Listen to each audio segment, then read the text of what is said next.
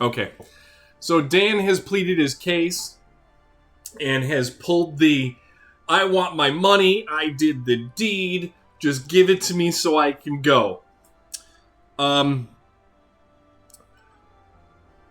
There's a very large guard who pretty much pulls out a chair for you and says, I need you to sit and wait a few moments. If your words are true, everything will be fine. Do you sit? And he sits down by the doorway. Do you sit, Dan, or do you accept the chair, or do you argue this point?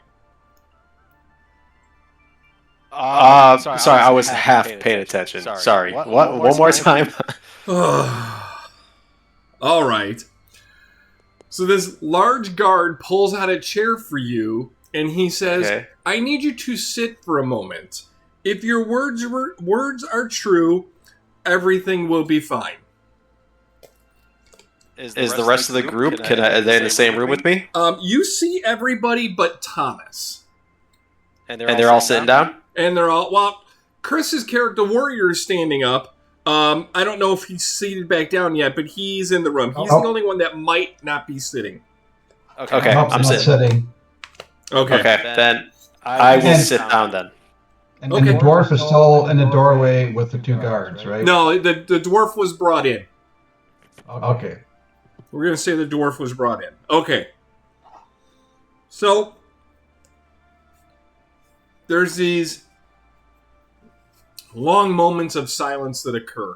And for those of you who don't know, cause I'm not on camera because I'm stuffing food in my mouth. Good couple, 8-10 minutes later, you hear heavy footsteps coming through the hallway. And two people walk in.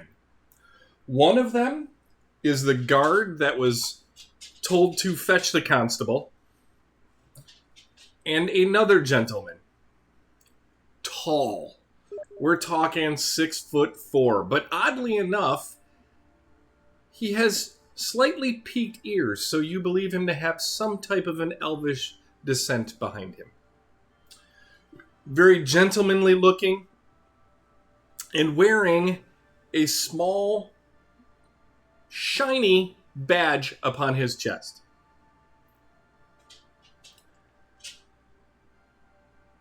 He looks towards the lady of the house and says, okay, well, you summoned me here. How may I help? She recites the story as to why you're here. Tells the tale of the halfling of your party asking to step out for being sick. And then the guard throws in the point of took him to the bathroom, and then he began telling the story of the noise, and then she cuts back in and she goes over, the evidence of how she found her bedroom. And there's no direct statement that you guys were involved, other than the fact that you guys came as a group. The guard then states, well, supposedly these guys don't really know each other. They just kind of work together. And they're not really sure what happened. But, I need you to get to the bottom of this because I need my stuff back. Or she needs her stuff back. So, this person says, that's fine. I have one of my, we'll say coworkers, headed this way. I had to send a dispatch for them. As soon as they arrive, what we can do is this. It'll be very simple.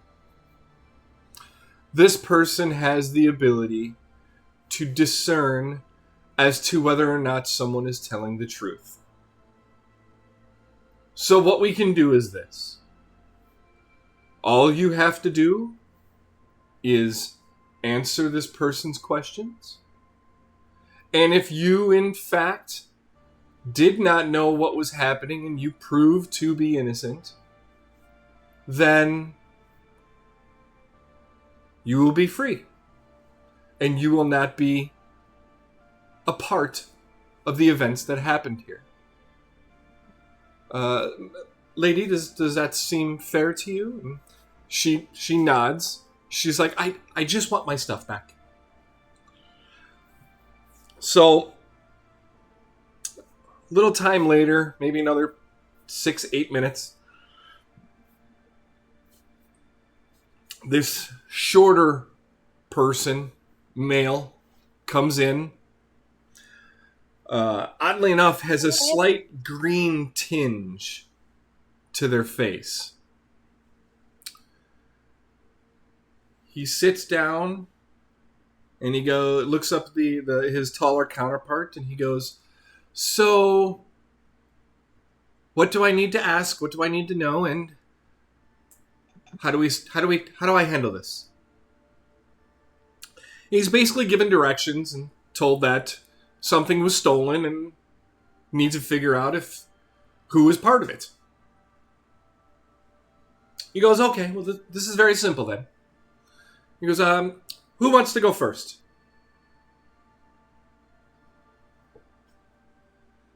Nobody's raising. I'll go first so I can get my gold. Okay. So he goes, "Sir, this is going to sound really odd, and you seem like a really nice person, but don't take this the wrong way. I need to hold your hand. Is that acceptable to you?"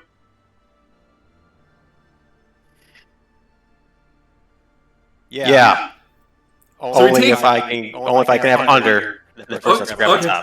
So he goes over and he takes out a ribbon and he ties the ribbon over your hand very loosely. And he goes, "I need you to look me in the eye."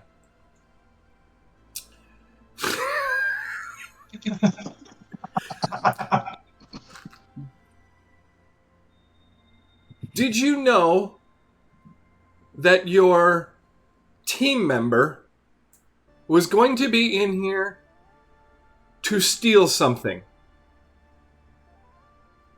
No.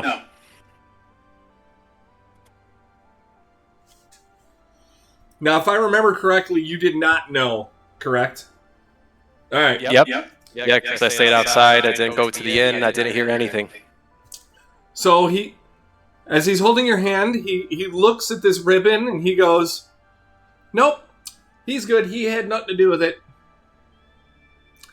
Who's next?" Can I have my gold now? That's for them. That's not for me. I'm just here to figure this out. Who will be next? What's the layout of the room right now? It's a rectangular room. The large guard, and one of his partners are towards the back door. The old lady is towards the exit, towards her door, towards her room. Everyone is just spread around the table. We'll say the constable and his partner are at the short end of the table, closest to the exit area.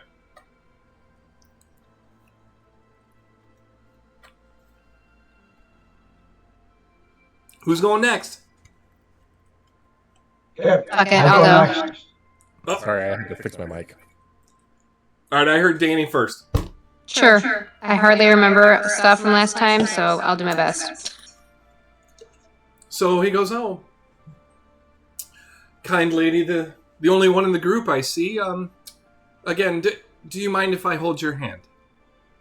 I'll line up behind her to go next. Okay.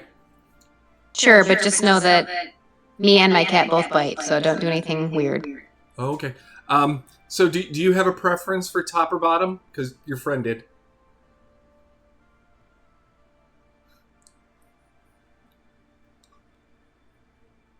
What are we talking about? I'll take that to mind that doesn't matter then. And he holds his hand out, palm up. Perfect. So as you take his hand, he throws a ribbon over the top of it, ties it lightly. Did you know that your friend was coming in here to steal something? Not entirely. Not entirely. Is that what you say out loud? Yes. He looks at you. I knew that. Yep. I knew that there was something that potentially we were seeking, but didn't know that we were gonna take anything.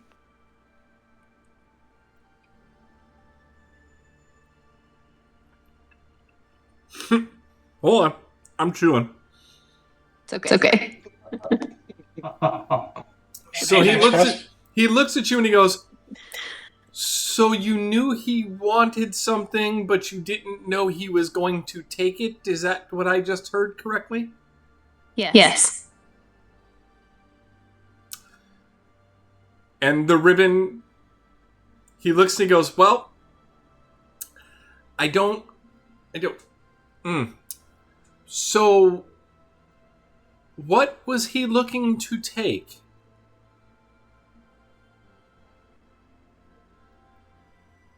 I don't know. I didn't know he was going to take anything.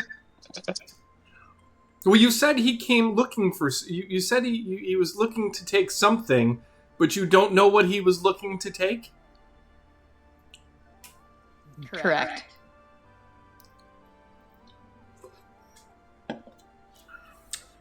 Could it have been he was looking to take the reward? Or was he looking to take something that was not his? I don't know. Maybe we should ask him. Where'd my cat go? He looks at the constable and he goes, I'm not entirely sure about this one. Maybe this one should stay over here. And he points back towards like the middle of the table.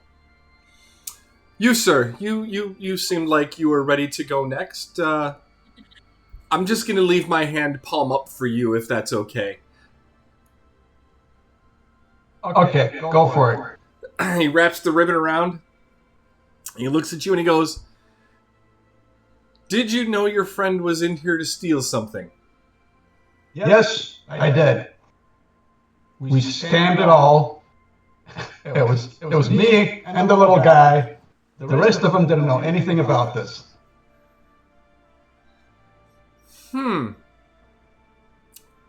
Well, I don't know that to be necessarily true, because she just said he was in here to take something, so... You can tell she's confused. I said I didn't know he would take anything, but I thought he was looking for something.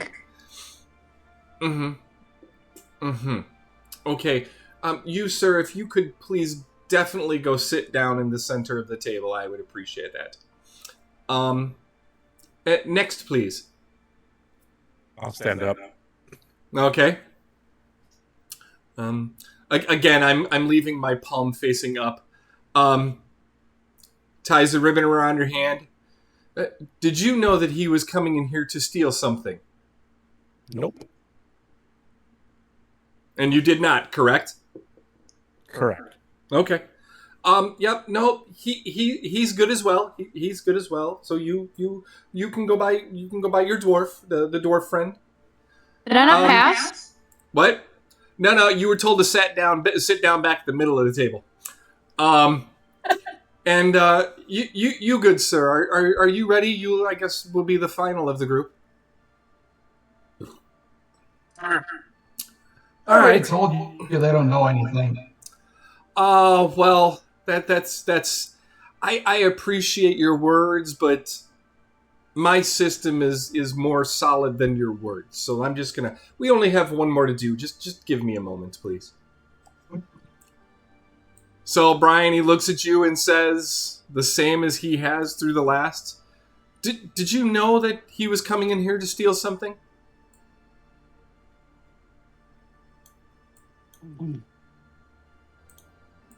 I don't remember.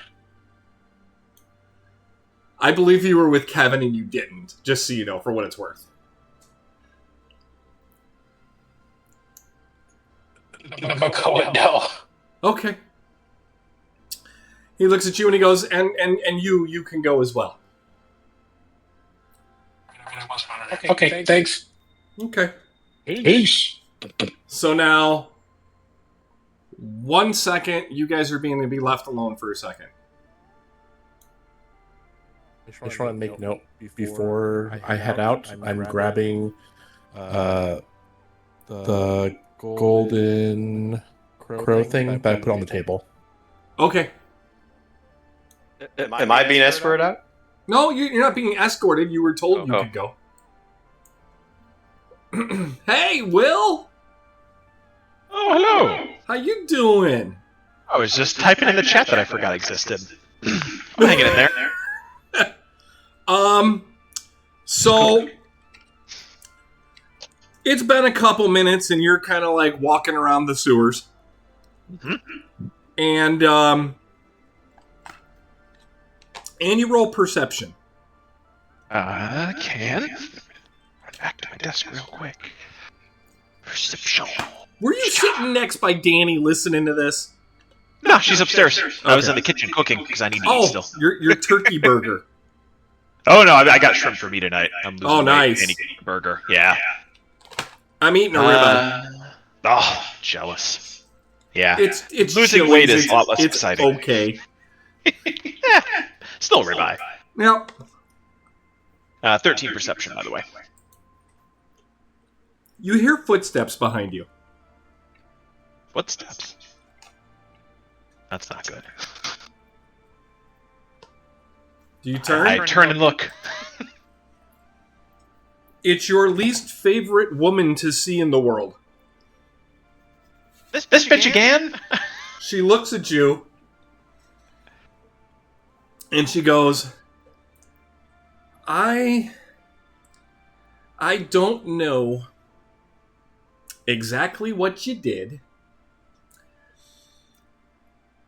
but I do know that I was told to grab you and take you back to one of our places. So, my question for you is, did you want to do this standing, or did you want to do this being carried?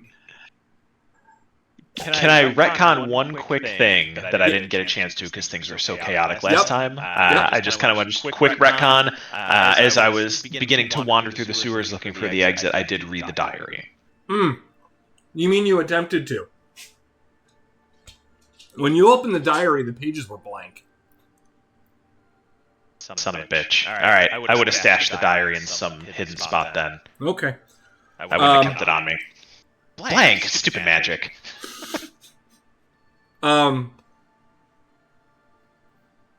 So she's still waiting for your answer. Yeah, that's fair. So I'll just say, well, what would that entail? Where are we going?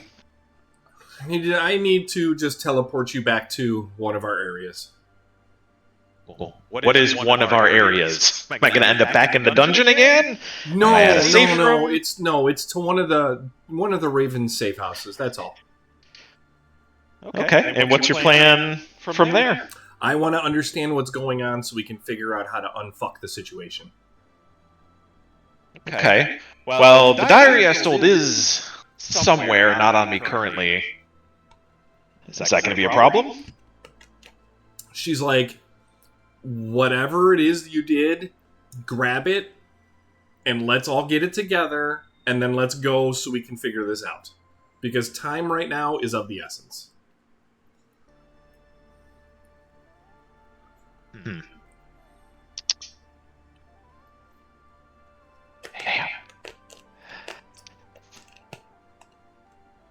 I'll let... Sorry, I'm just thinking of the possible outcomes here. Not thinking through things is what put me in this predicament in the first place. because I forgot about feet. I'll kind of keep pushing her and just say, well, do you see this predicament as a problem for me? Or a problem for us? So, we need to be quick about this, but I will say this to you. Do you remember when you were invited into the Ravens? I do. You are a Raven. Do you get the understanding that we take care of our own? All right. As far as this lady is concerned, then I vanished without a trace. And I'll go and I'll get the diary. Okay. And I'll say, all right, teleport away.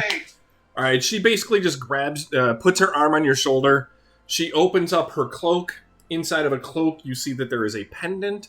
She basically puts her hands to it, says a couple words, and pamf. Next thing you know, you're in a room. It is you'd appear to be in some large, library. Quite spacious. There is one other individual. There are two large couches facing each other. The one individual is sitting sitting on the couch, and as you guys come in, she basically kind of not pushes you, but basically nudges you in the direction and gestures for you to sit on the couch. And I quickly size up the other person that's there? Sure. Older gentleman, elf, wearing robes, looks to be fairly distinguished and has very intelligent eyes. Okay, I'll saunter over to the couch and just say, I hope you have some good dry cleaning equipment. And I sit down covered in shit. Nice. So, the gentleman, your friend, your favorite of them all, sits down. The gentleman looks at her and goes, "So what are we dealing with?" And she basically says, "I don't fucking know, ask him." So he basically looks at you and he goes, What have you done? And what do we need to fix?" Well, I think some introductions are in order first. That's a little ill-mannered of you. I'm Thomas, and I'll stick out my hand. He kind of looks at the overall look of you, and he kind of goes, "Well, I will say this. Let's do this at another time when you are a little bit more cleanly than you are currently." He goes, "You can call me Blackfeather." Oh. So I ask again, what do we need to fix? Well, my companions might be in a little bit of trouble with the constable. I did steal some rather valuable items from the lady of the house, including a journal full of political blackmail. He looks at your friend and he goes, "I don't remember giving you the task to have them do that. Why were they there to do that?" I'll raise my hand and say, this one's on me. Oh. Call it initiative. Okay. Well,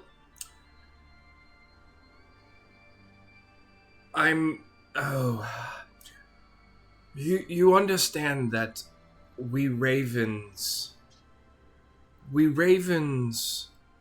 do our best to go unnoticed. And while you may feel your initiative was the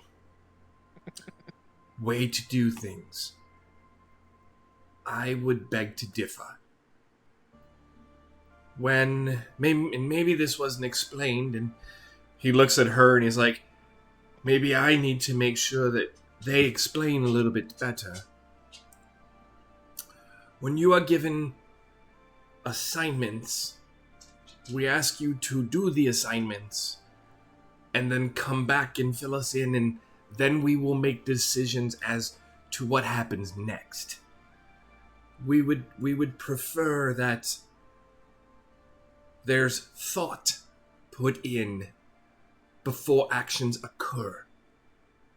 Not saying that you don't think, although based on what transpired, that could be questionable. I'd call it bad luck more than anything, but do continue.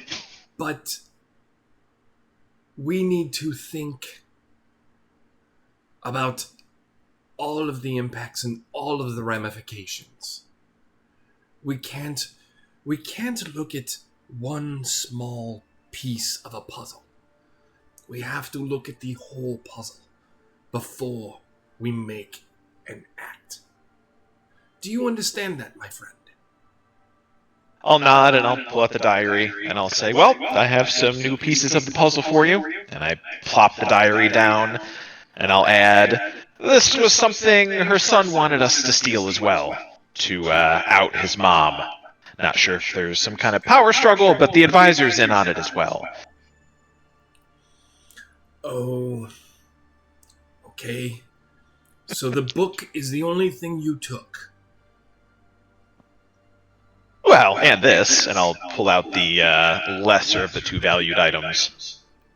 So you're going to pull out the earrings. It was earrings, I want to say, yeah, because it was a necklace that was like crazy expensive, right? Yep. He goes, okay, so let's be clear.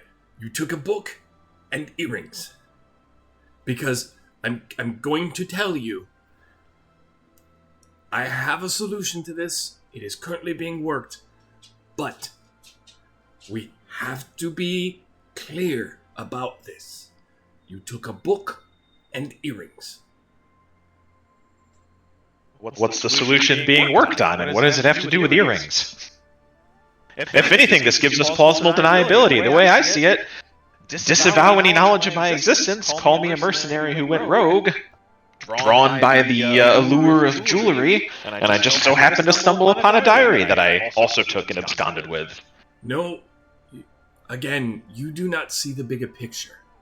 And honestly, I do not need to share with you what will be occurring. Just be assured that I am clearing your issue. But for me to clear your issue, you need to be transparent with me.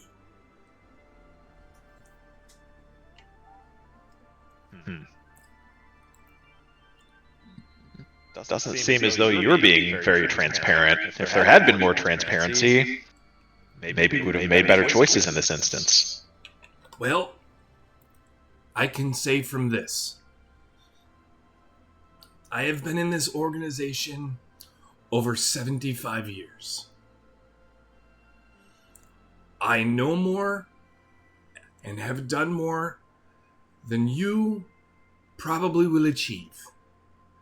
And my transparency is none of your concern.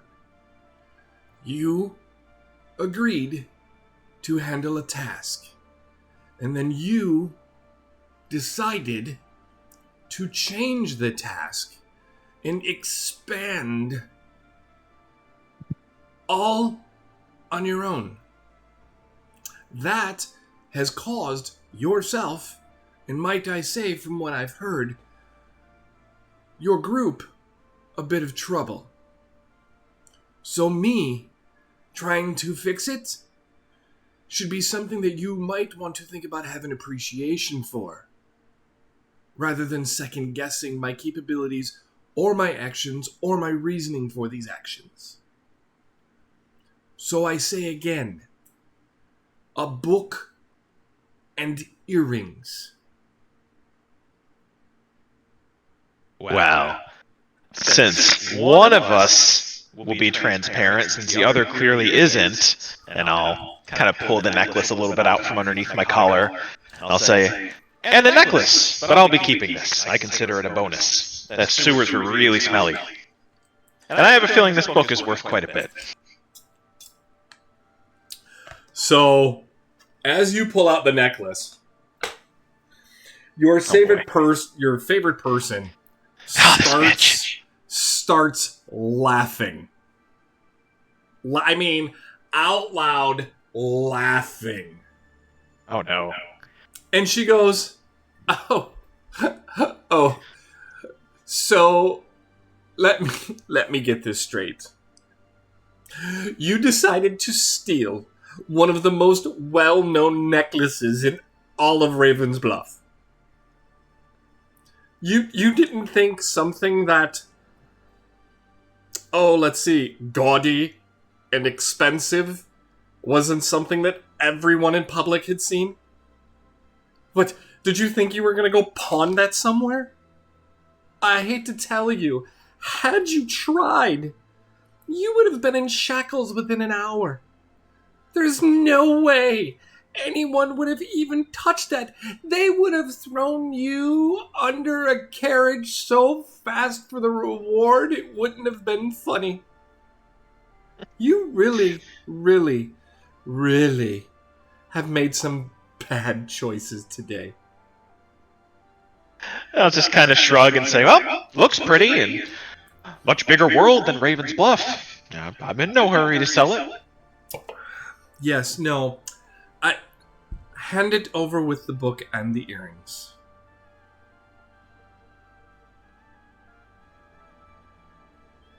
And what am I going to be given in trade? I stole this fair and square. Well, do you remember when we were in the sewers how I asked you how we wanted to do this? I do. I'm asking it again. How do you want to do this? It's going to be like that, huh? Well, for the sake of time, yes, it needs to be like that.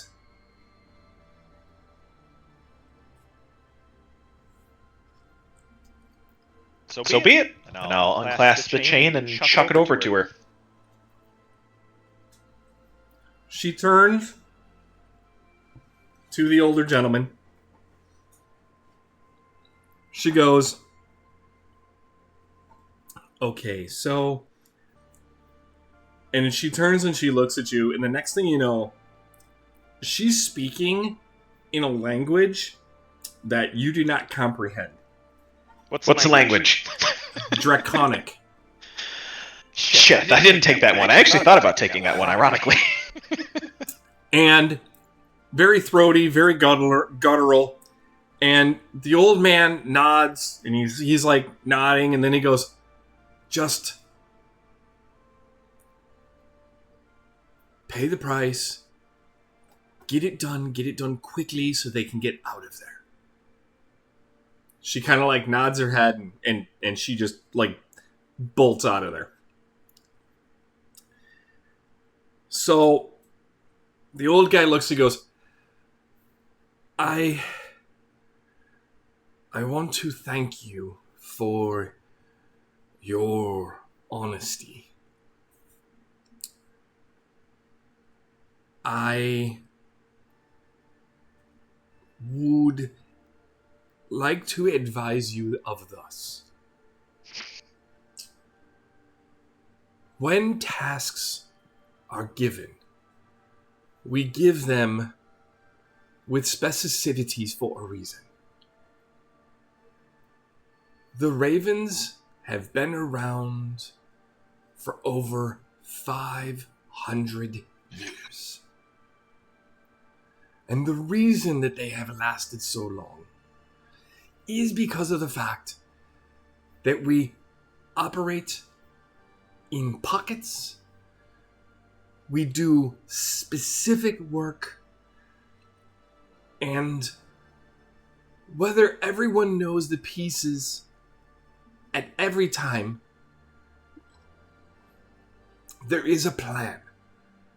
And plans run astray when people make decisions in silos. So I would ask you to refrain from decisions in silos. Is that something that you feel that you can do for the foreseeable future? And Thomas will just shrug. Shrug? I'll give it the old college try. Okay, well,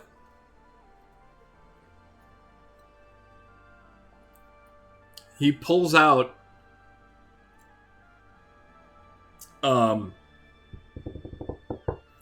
A gun. no. He Oh, pulls worse. out this like old like oaken flat and flat to the point of it's flat, but there's a whole bunch of names inscribed on this large piece of wood. Okay? Doesn't bode well. And he looks at you and he goes, I would ask that here. He pulls out from behind him this dagger that's a fairly nice dagger. And he goes, here, I would like to give you this. Would you accept it? What's the catch? I would just like you to carve your name on this board. That's all. That's not all. What's the catch? This is just an acknowledgement that we've had the discussion about the foreseeable future and better choices.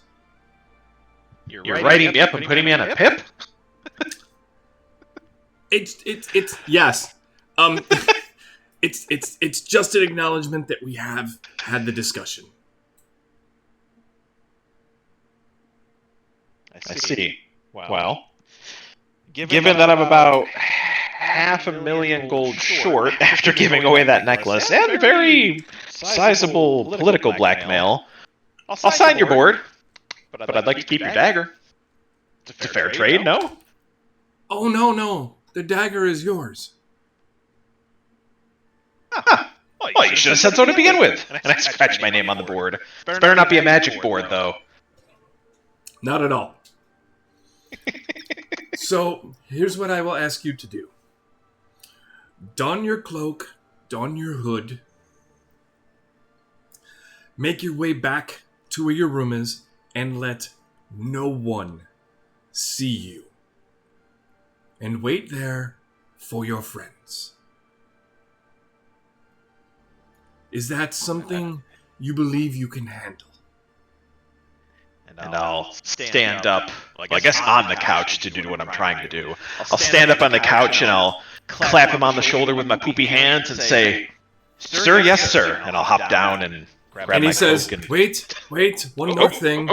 I'm making a dramatic exit, man! He pulls out a coin purse, Ooh. and he pulls out like 4 gold, and he's like, bathe and bathe well, and soap.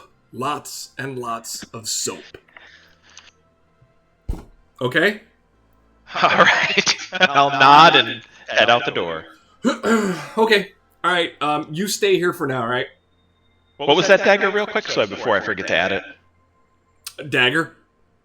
Oh, just like, I thought it was like a fancy dagger. So it's just a nice looking dagger. It's a nice looking dagger, and there is, 1 second, let me...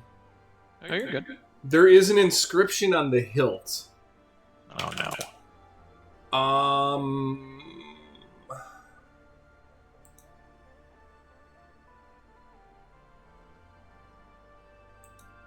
Of course, if I can ever find anything. Right? You're fine. No hurry. No, I just hate when I do shit and then I can't find it. Oh, trust me, it's all good. I'm just over here cutting up bell peppers, man. Good RP, by the way. That was a good exchange. Oh yeah, thank you. I will say though, I had a really hard time not interrupting and just making the meme joke of like Thomas will remember that to the Shadow Lady when she was like, "That is the way it'll be." It's like, oh, this bitch. Yeah, you and her don't haven't had the best interactions. You've had a lot of bad Oh, luck with her. Yeah, she's absolutely my enemy at this point. Thomas will remember this. Some fucking bullshit.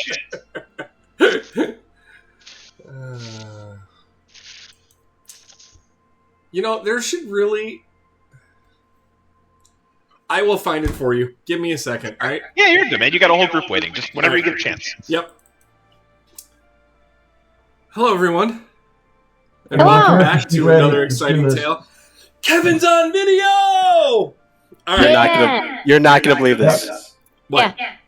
We played Truth and Dare, and I dared Kevin.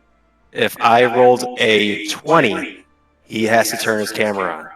I rolled a nat 20 on the first roll. Wow. Well, kudos to you for pulling that off. All right. So, as you guys are sitting there, and the guard comes over to you, Chris, and he goes, "So, let's talk. You set up a plan with him. Why?" Who's asking me? The guard, the guard captain.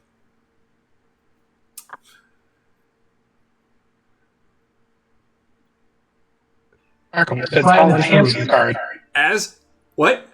To find the truth. As soon as the word truth finishes, you hear this noise, this loud banging coming from the door front corridor area. The guard captain snaps around, and you pretty much hear this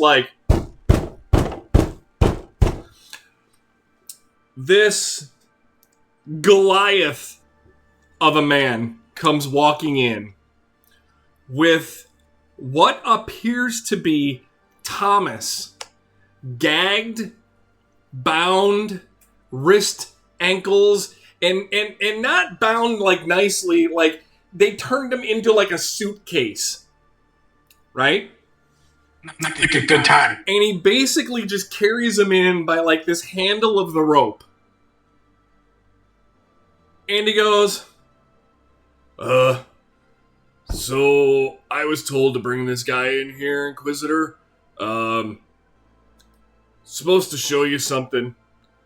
I don't understand it, but it's doesn't make a lot of sense to me. So he holds it up, right? And Thomas is like, well, he's sitting there.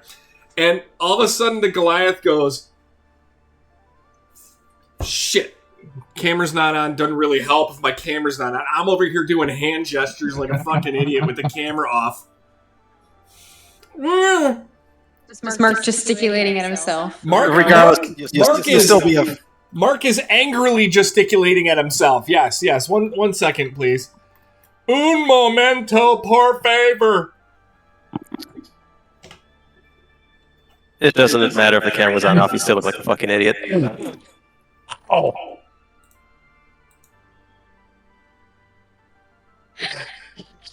What, Dan? I'm sorry. Would you like to say that again? That again. All right. That's how we're gonna go. So basically, the Goliath has Thomas, and he's like, bink, and as he slaps him right in the face, Thomas pretty much vanishes, and this gray-skinned,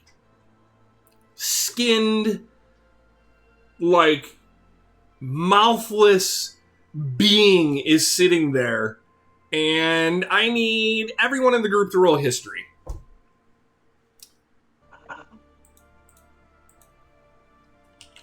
Dirty. 13.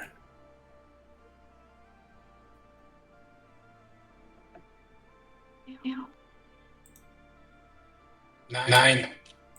15. 9. So, it's not actually Thomas. It's in Thomas's clothes. I'm sorry. Who roll? I can see because I was out. Game log. Danny. 1, 2, 3. Okay. Danny, you know this creature to be a doppelganger. It is not actually a human. It is actually a beast known for shape changing and basically can turn into whatever it wants to look like. A chameleon? Yeah, we'll call it that. They're usually more from like the Underdark. Not necessarily something that would be found out here very often. The upside down. Yeah. So, the big guy goes, so this guy's roaming the streets. Well, sewers. It wasn't nice. So, Tanith said he went back to the inn and they're buddies at the inn. So he was actually tied up in the inn. This isn't their guy. So this guy, yeah, do with him what you want, but these guys, that I don't think they had anything to do with it. And the guard looks at him and he looks at 2 of his guys and he's like, Take him to the cells. And then he turns and he looks at you, Chris, and he goes, you're working with a doppelganger? Could you come over here and thwap him as well? The dwarf, while you at it too. What? And the dwarf as well, while you're at it. Just damn I go that way!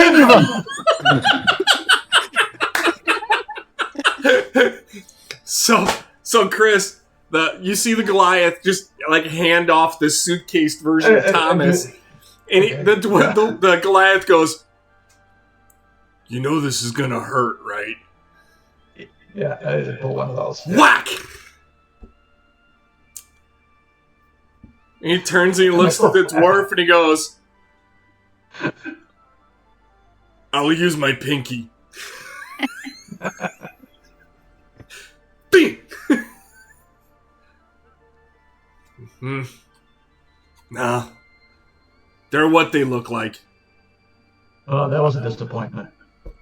And the guard goes, so were you openly conspiring with the doppelganger? Or did he fool you too? But wait, but you said you were working with him. So were you working unknowingly with the doppelganger? Or were you working with your friend? I'm a little confused here. I was working with who I thought was my friend. Not that.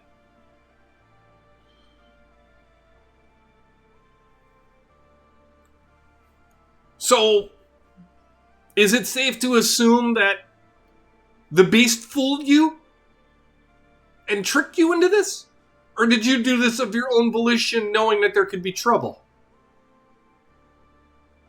If I admit to being duped,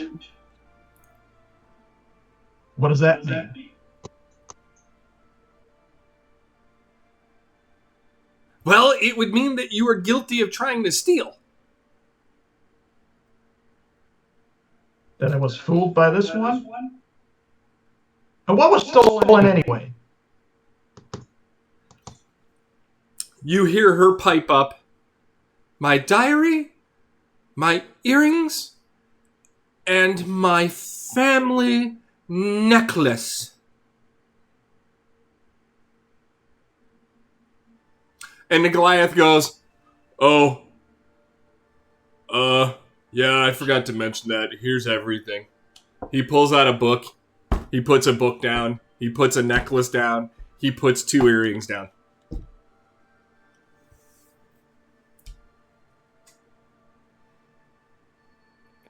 were not supposed to be stolen. What's that? Said, I don't believe any of those things were supposed to be stolen.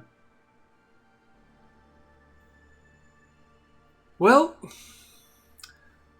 let me say this to you. I would advise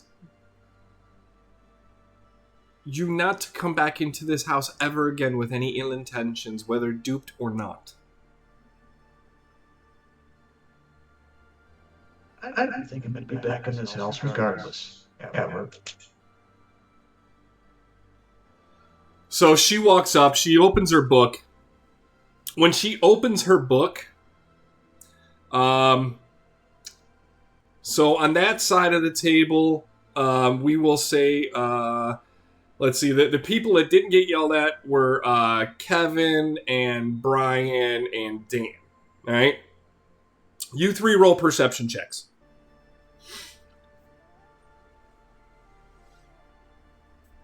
I can see with the nat 20.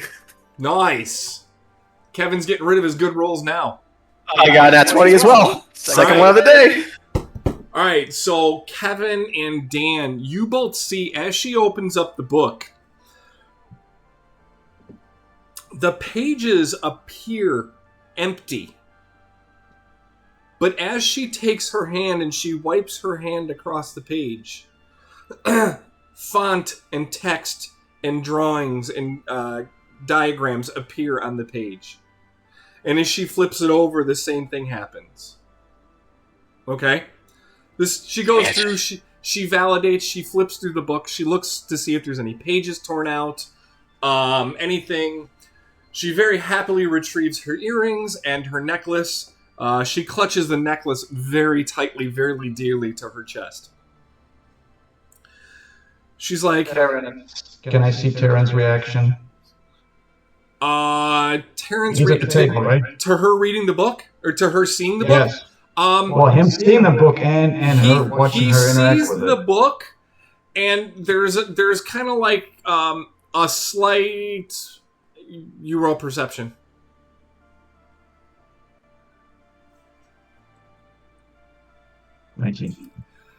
You see his eyes kind of just do one of these like a sigh, the eyes like... An eye gasp. An eye gasp, yes. Not an eyegasm, an eye gasp, yes. Danny is on a roll tonight, people. That's all I'm saying. All right. The lady looks at you and goes, as promised, as you exit the door, the 500 gold will be there for you. I hope you enjoy your room and reward at your free room and board at the inn.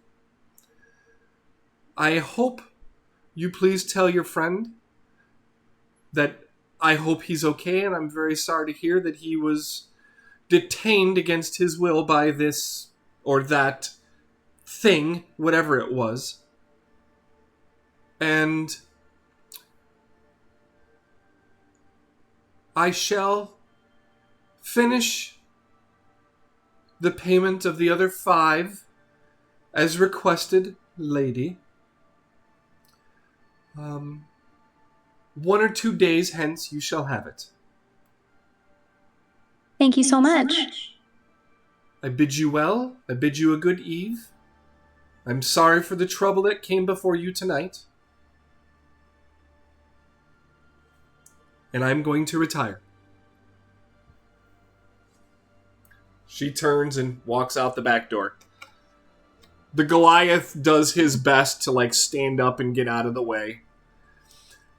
The guard captain kind of eyeballs you, Chris, with this level of, I don't fucking trust this guy, yeah. And as you walk out... One second. If I can make eye contact with Tara and kind of give him a look and kind of shift eyeballs to outside. Okay. If he picks up on that, great. If not, whatever. Well, let me roll and see if he does, okay?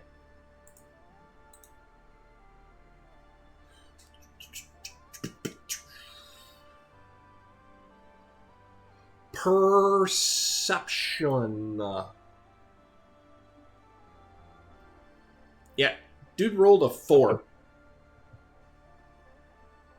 I see a 17. Yeah, I said it was a 4. He didn't see it. Okay. God damn it! This fucking thing was supposed to show it. No, son of a bitch. No, no. For other reasons, he does not.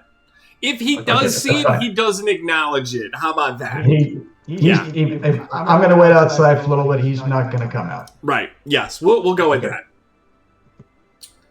So yeah, that's called DM's fudging rolls for a reason. There's story behind it that Got it. As you guys walk out, the commissioner or the lead constable kind of walks off, and the inquisitioner that questioned everyone kind of like walks out with you guys. And as you guys get past a couple of the we'll say 6, 7, 8 feet past the door, he kind of turns. And as he turns, he looks at you guys and he pulls back his lapel. And there's a small little pin of a raven. And he looks at you and he goes, "You've been on less than 4 days. Let's try to be a little bit less visible to the city, shall we?" He tips his hat, and he walks away from you guys. What do you guys do?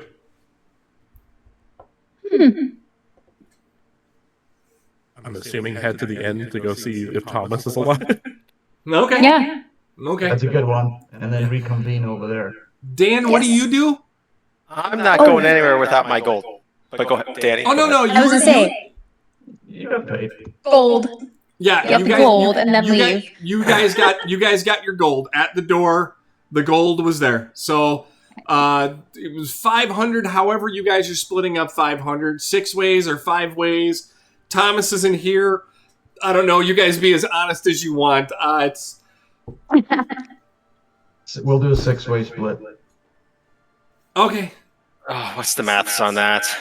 dude. It's 80 gold each with 20 left over. Thank you. Unless you're gonna split the 20 gold up, and that's 3 gold each with 1 gold left over, right? 2 gold left over. Mm-hmm. So how much gold am I getting? 83 gold, 80. and whoever did all the math gets 2 more. 85 for me. All right. 82 gold. I have a shit ton of gold. Dan. Yes. As you leave, Clancy is not seen out in front of the building.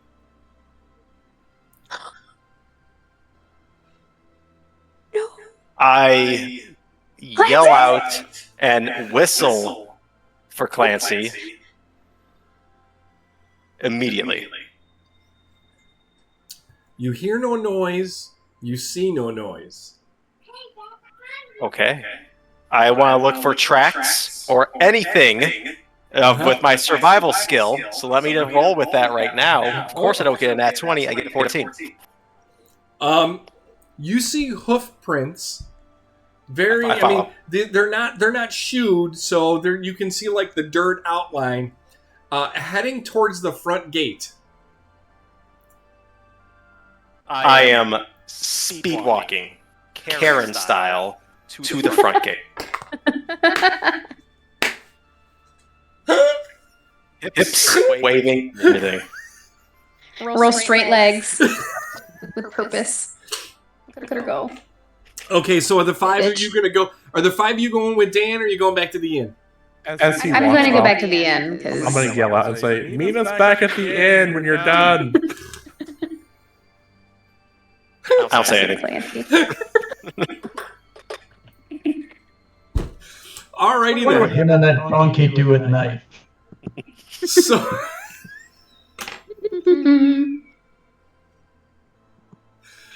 all right. Well, I'm gonna have fun with this. So, Damn it. as you guys get back to the inn, Oh! everybody has their individual room. So, does anybody go to Will's room, or you guys go straight away? Straight away to Will's room. You knock on the door. No, we just get in there. Oh, Will. As you're in your naked. Your room bathing, you hear the door bust open and the sound of many footsteps entering your abode. And I will instinctually throw in my fancy new knife through the open doorway. So, all of a sudden you see a dagger come flying out of the bathroom door. Nothing's new here. Nobody says Knocking anything? is polite, is what I yell. I'll draw my short sword if I'm being attacked. So all of a sudden you hear knocking is polite from the bathroom in the sound of Thomas's voice. And you smell this soft smell of shit and sewage coming from the bathroom. I'm very clean now, thank you. Oh, okay. I'm sorry. It's towards the end of the bath. You smell rose petals and lavender. I've been soaking. So, what do you guys do? I will asked him carry if this. I was just going to ask him, like, no, were you tied up, or did something happen down there that we should know about? What happened in the sewer, bro? Well, I was about to make my grand escape when that bitch that's always causing trouble from the Ravens Guild found me somehow. And then we teleported back to the HQ, or safe room of some kind. There was an old man there. He put me on a performance improvement plan, made me sign a write-up. Got 4 gold and a new nice dagger, so that's cool. And we're absolutely going to go back and steal that necklace again, because it's worth more than anything in this city. So, We can find better things to steal. I didn't seem that way, based on the conversation I had. Because of your actions, all this shit happened, so... So you What? guys can Talking talk. about shit. I'm going to go deal with Dan. Hi, Dan.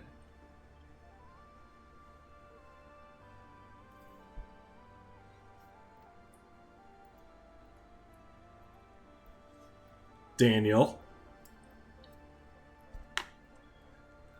Daniel.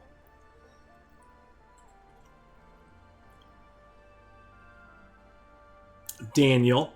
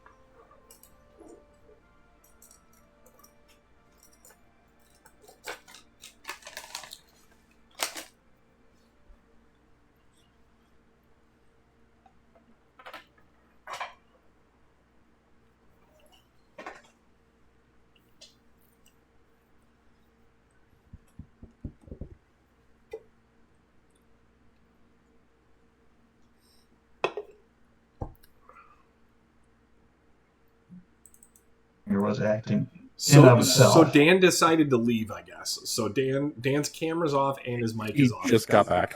Oh. Hey. Hello? Hi. Hi. Hi. So, as you're doing your angry Karen walk up through the town, you see ahead of you a female halfling walking with the donkey just walking, with Clancy just walking next to her. No bridle being pulled, no rope, no nothing, just walking next to her.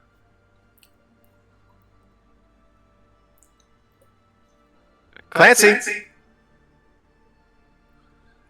The donkey kind of like stops for a second and turns. And the woman kind of like stops and turns with the donkey, but both inwardly facing back at you. She looks How far at you away? and goes, his name is Clarence. Who? Where did you find him? Who are you? This is Clancy. I saved his life from bandits, and he has been my trusted steed for 3 days. Well, my name is Serafina Burfoot. This is Clarence, and Clarence was actually taken from us a week and a half ago, probably by the same bandits that you took. As you can see, he's very friendly with me. He knows me, and he was following me to go back home. So, if you are truly, in fact, the kind sir that found him, I truly give you my most humble thanks for taking care of him and making sure he's okay. But he is mine, and he's part of our family. I'd really like to take him back to the homestead. Perception to see if this person 5. Okay. So I'm not gonna fuck this up like I did before. So literally, I'm rolling this off of another character sheet, so there is no negative applied to this. I see it here, but yeah. An 11. Yeah. She doesn't appear to be lying. All right, and now I look at Clancy to see that the gauge as well, if he sees love, or this is owner. Like I want to look to see if that's truly the case, and to truly understand if that Clancy really walked to this person. He turns to you. He kind of like nuzzles up to you for a second, like he's looking to be petted. And then he kind of like looks at you and then kind of like just looks back to her. And he puts his head down and he kind of just walks back to her. Okay. I go, and you're going to take care of Clancy. It's not Clarence. You're going to take care of Clancy. Is that correct? And you're going to love him? I have loved Clarence for all 6 years that we've had him. Okay. I put my hand on Clancy. Okay. I say, you're a good boy, Clancy. Thank you. And I say goodbye. Yep. And I say, go live your life, Clancy. And that's it. Then I kind of take my hand off. I take a few steps back, and I just watch. She looks at you and she goes, "If you're ever in the narrow hills, you can stop by and see him." Narrow hills. Okay. All right. Okay. All right. Do you head back to the inn then? I do, and I'm not going to say anything to the guys or girls. I'm just going to head in, go to my room. That's it. Here we go. The black feather guy, he's like, "You got to give it up," and I was like, "I stole this fair and square. I went through the sewers to get this. Hello, Thank you, everyone. Dan. Hey, Dan's back. Hello. He didn't quit the campaign after all. I thought he did. He was like out. I'm like, Dan, hello. Like, no camera, no mic, no nothing. I'm like, what? Guess he was like, fucking, I'm done with this place. He went looking for Clancy. Right? Mhm. Man and his Swing from the donkey. tree. So as you guys you guys depart your room because Rita, is it Rita? What the hell did you name your character? Rita, Yeah, Rita. Rita does not come into where the rest of you guys are. Just so you're aware, you have no sign of where Rita is. All right. So, what do you guys plan to do for the rest of the evening? Well, Thomas is still surrounded by 5 people he's not known for very long while completely naked in the bath, so he's just going to be like, you guys going to leave? All right. We'll see you downstairs. Okay, bye. Bye. And yeah, Thomas was basically told to stay incognito and not make it known that he's in here. So I basically have to stay in my room. If you guys are going down to the inn. Well, I think you're free now because Yeah, it was get back to the inn without being seen, not go to the inn and continue being unseen. Gotcha. Okay, well, I'll get dressed and strap up all my gear again and head down to the tavern. we got the fancy booth. Thomas, make a perception check. Swear to God, if that woman's behind me again, I'm just going to stab her, Mark. I don't care what level she is. I'm just going to instantly stab this fucking woman. Hit her in the neck. It'll be a 5. Okay. Never. Shit. Okay. All right, so you guys all go downstairs? All right, so I'm going to do this bit to you. Just so you know, I am designing. I'm in the middle of designing the siren, so please bear with me. Try to keep your asses contained to the main level of the inn with your slicer. I would greatly appreciate that. Yeah, let's do this library. This. Here, forge user. All right. So Cassian, boom. Him, Ellen, boom.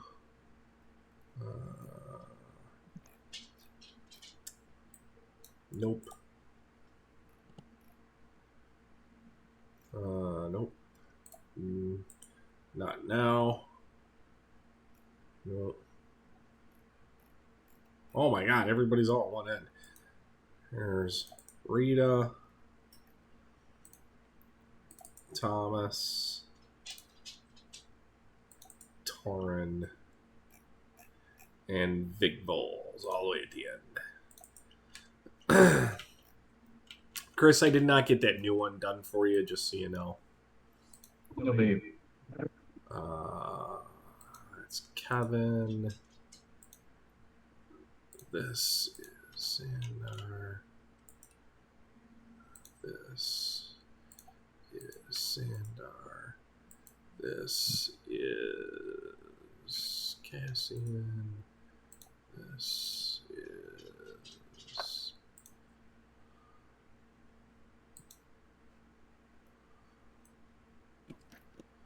Everybody make sure you can move your characters.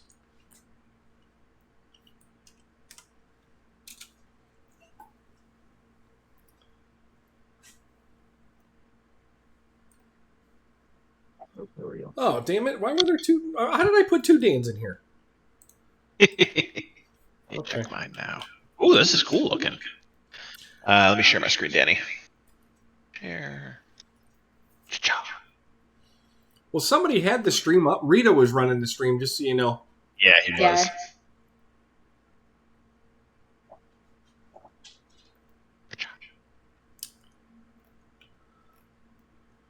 So, Is Rita really down here?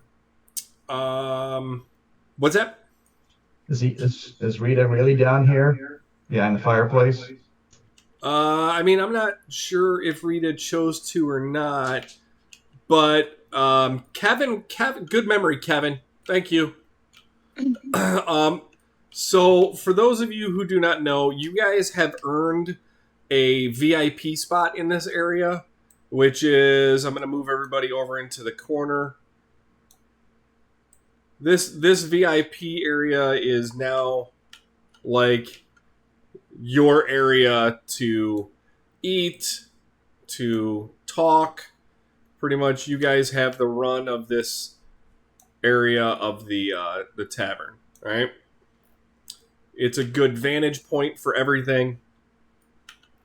You guys can see what you need to see. All right. Perfect.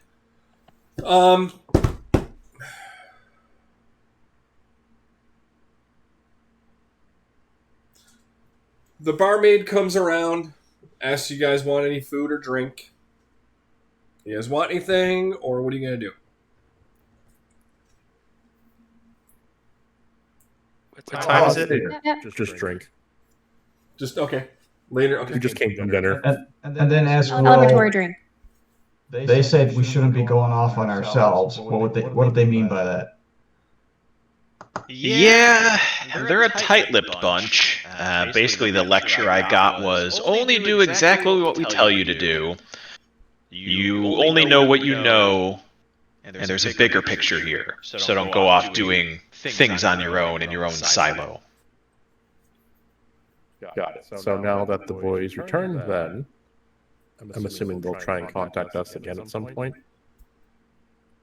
Seemed that way. They wouldn't have put me on a performance improvement plan if they weren't going to. Jesus Christ. You want to tell them, Mark? No, I'm not telling them anything. You were there. Nope. Basically, I'll just describe to the group and just say, so basically, to catch... Is Rita in here with us? Mm-hmm. Yeah, when is this? Is this the morning, or is this still that night? That night. That night, I'm not here. I go straight to my room.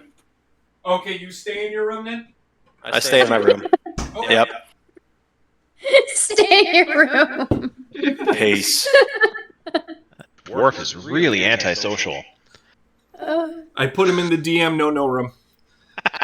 Fair enough. But yeah, so I'll basically just describe to the group again, just kind of say, yeah, that my arch nemesis over there just intercepted me in the sewers, and we teleported back to the safe house. It wasn't too far from here. I think I can maybe remember how to get back, Mark. Oh, you're muted. Yes, maybe, yes. Okay, so I'd probably know how to get back. Basically, the woman I hate was there. There's another gentleman older named Blackfeather, I believe. Seemed to be a higher up and in charge of that lady. Gave me a bit of a lecture, like I said to you guys just now, but not to do things outside of our orders, and that the guild has existed for so long because they keep a low profile, and we're ruining that. Well, I'm ruining that. And they forced me to give back the items, and didn't seem too interested in the blackmail. So I don't know what their bigger picture is, but I guess we'll sit tight and wait for them to contact us. So, I know that there's not a lot of persons in here, but just imagine there's a good amount of people. I haven't dropped all the characters in them. I for what it's worth, I just got done building the first floor bathrooms and the second floor bathrooms. I'm still working on completing the second and third floor. So, I don't know why I really enjoy this. As annoying as it is, I really enjoy doing this. I don't know why. It's like The Sims. It's just Yeah, so it adds fun. ambiance. So there is there are two people on the stage on the other end of the inn. There is a singer. We'll call him a bard, if you would. And his less than sidekick, who's pretty much just more like he's a visual entertainer, juggler, faces, magic, that kind of crap, okay? As you guys are drinking and the having your fun, the singer kind of like stops and comes over by you guys, and he's like, how is everyone tonight? Good. If I may, who are you? Oh, my name is Claudius D. Terrificus. How are you? As I stated, good. Oh, what brings you to the inn? This lovely inn. Oh, it's so fun to be here. We're staying at the moment. I'm gonna roll a perception check on this guy.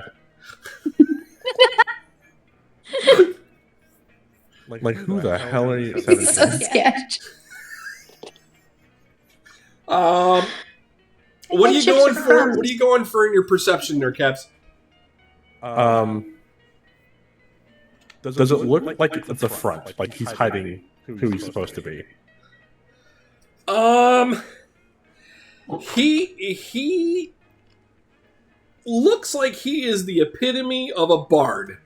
Like a showman, like he's... Yeah. I see. I say, how can we help you? You've walked over here. Oh, well, I get tired of singing, and I was wondering if anybody want to have some fun with some, like gambling or dice, or, just a little bit of merriment. I already beat someone at daggers on the wall a moment ago. I'm looking for something to help me make the night go past. Tell some tales, have some fun. I get paid to do this, but I can only do this for so long before my lungs give out and I need a rest. I will not partake, and I look towards the group if anyone wants to.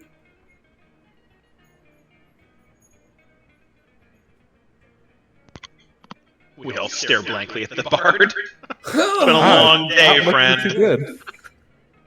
All right, well... Thomas, do you think you can take him? Can we fleece him? Oh, God. Here we go again. Thomas's eyes light up. What'd you have in mind, my weird friend? What? Where? Why? Why would you call me weird? I'm happy. Sir, your last name is Terrificus. Well, that's the show name I go by. I mean, who wouldn't want to be Terrificus? I am Terrificus. My days are Terrificus. My nights are even Terrificus. And as he says, I don't want to be Terrificus. And as he says, my nights are Terrificus, he kind of like looks at Elwyn as he says it. Oh.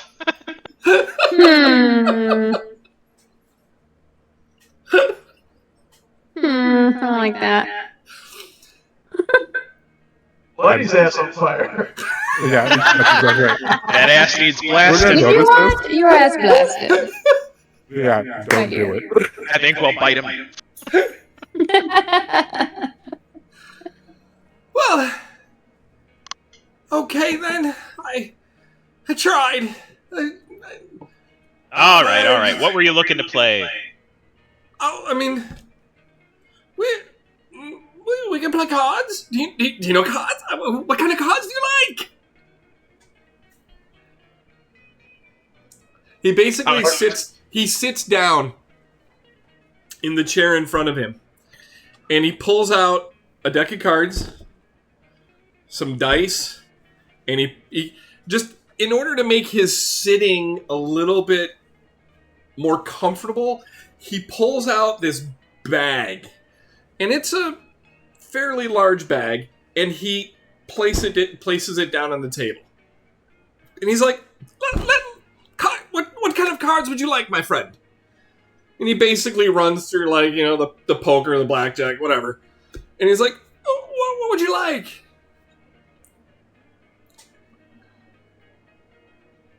I'd like a new deck. Do you want to play do you have your deck of cards? I mean, I have a deck of cards, but do you want to check them first? Because everything is terrificus. Everything should be fair. Here, take the deck. Look at the deck. Make sure it's okay with you. All right, Thomas will inspect. Perception, I assume? Yeah, sure. Come on, something decent. Jesus Christ. 9. Yes, 12 aces, as there should be. Perfect. As you thumb through the deck, it is worn, but it is a standard deck. The only thing that you see that's interesting is the back of the deck. It is actually the view from the bay out the window of the inn. Is painted onto the back of it.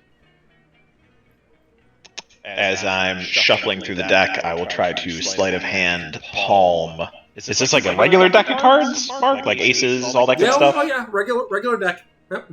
That at the tour store. I'll sleight of hand pawn. I guess an ace and a king. All right, let's see it. Ooh, that's a 27, baby. The whole deck is in my pocket. All right. You sleight of hand it. You pull out 2 of the cards, the ace and the king. All right.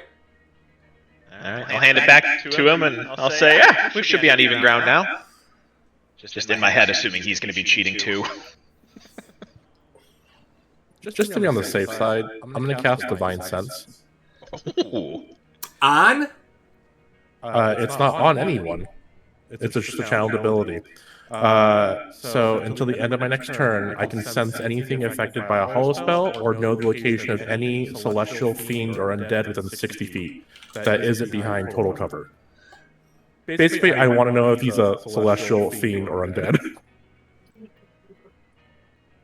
Oh, yeah. No bells and whistles go off, Kev. No bells and whistles go off. My main concern is playing with the devil, so we're good here. No.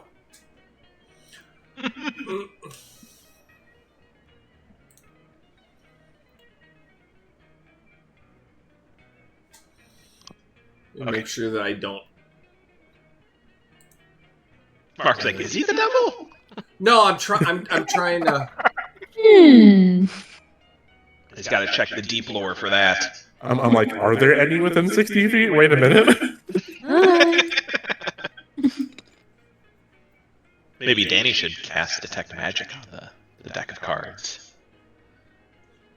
Can I do that? I don't see why not. You gotta ask Mark. Oh, yeah, you can do whatever you like.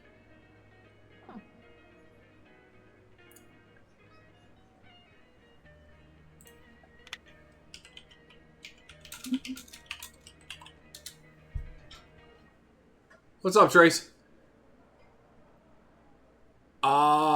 Yeah, no, Kev, nothing's going off.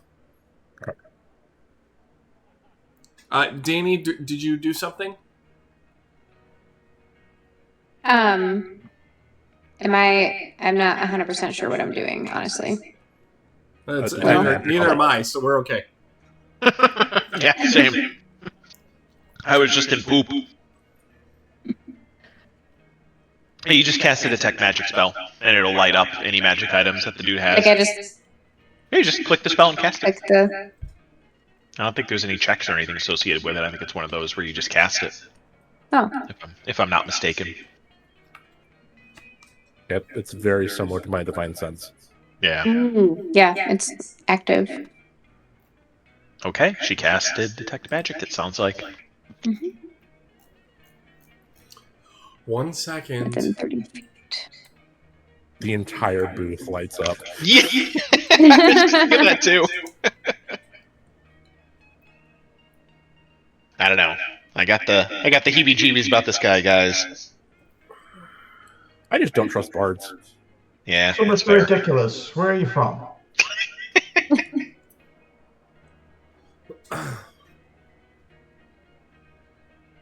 Mark's consulting the deep lore. I want to make sure I answer it properly.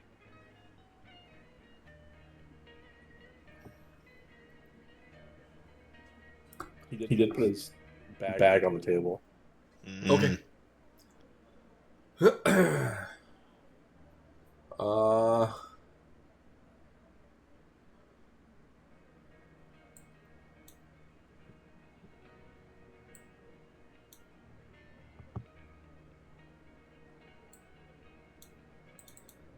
What the hell? I realized I couldn't put you in the other room because Dan is in there.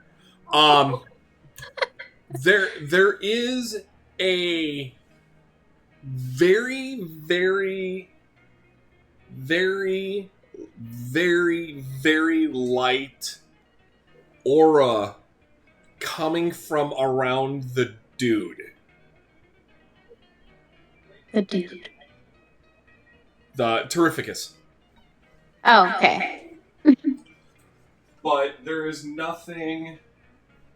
You see nothing else. The deck, the cards, nothing up his hands, the dice, nothing you see has magic emanating from it. He just has this very light glow about him. When you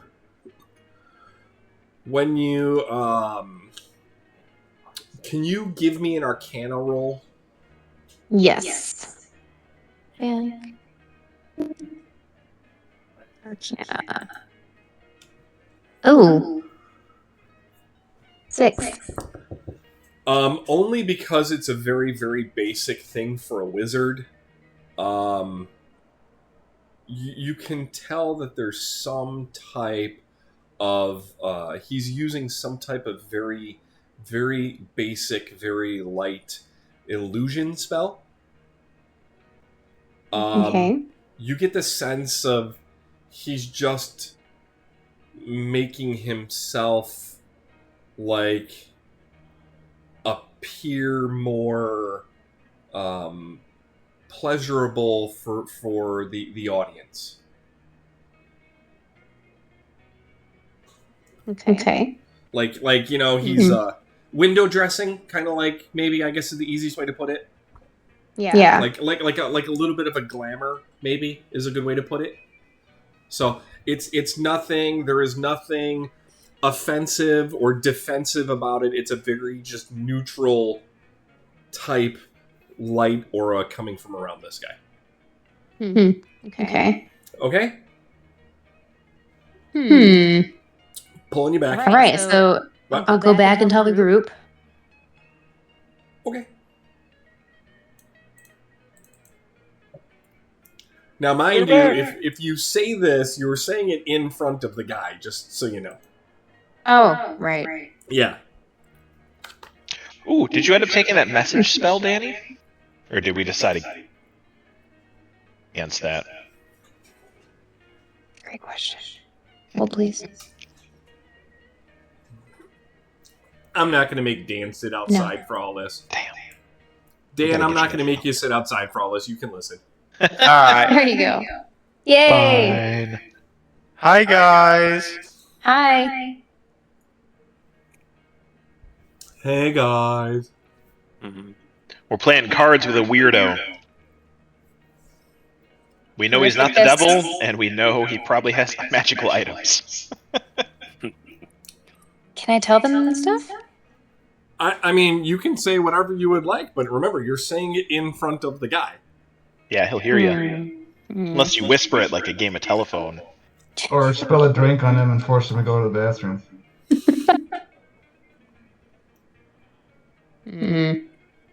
All of our plans involve bathrooms. I don't know if this is going to That's a bad idea. We have not had good luck with bathrooms, guys. That's a bad idea.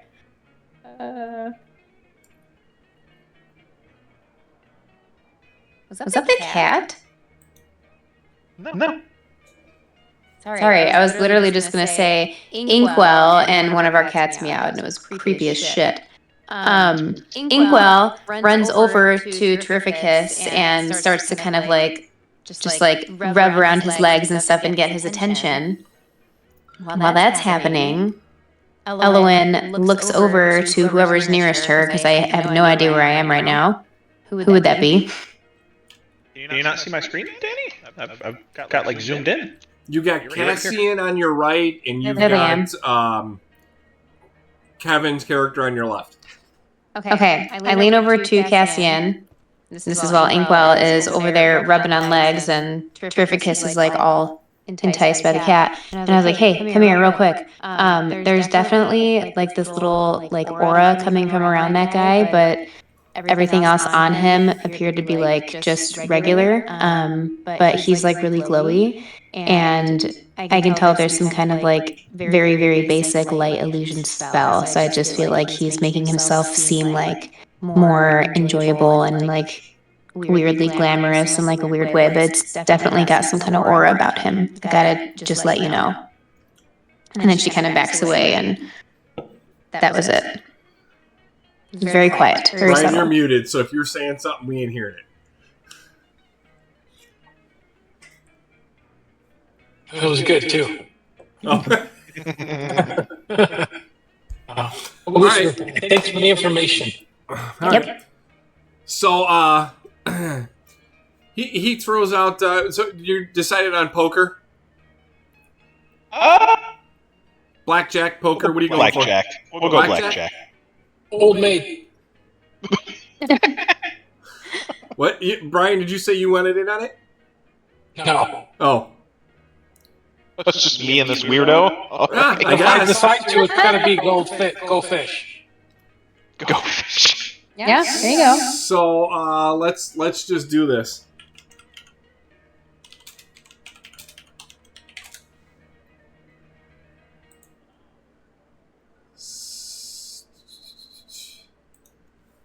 All right. So the first card you get down is a 6 of spades.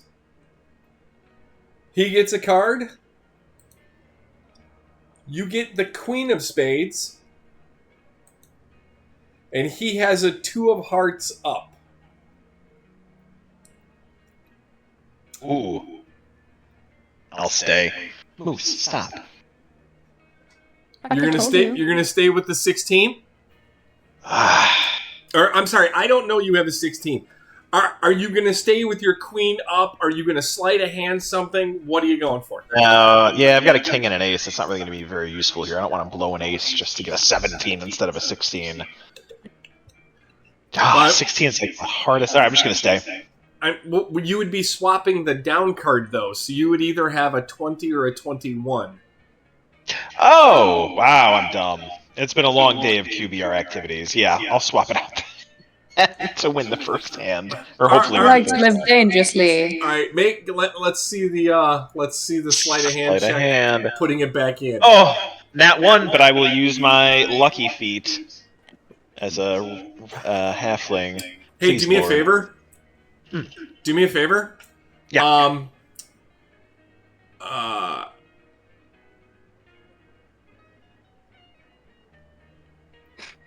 16, by the way. So I'm trying to figure out how this works. Oh no.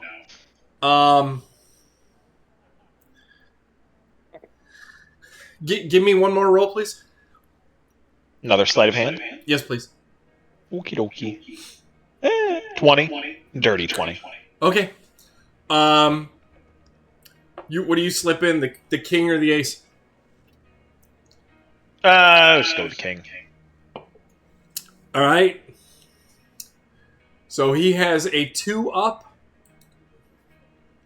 I'll laugh if he still beats me. A queen comes up. He looks. He throws another card down.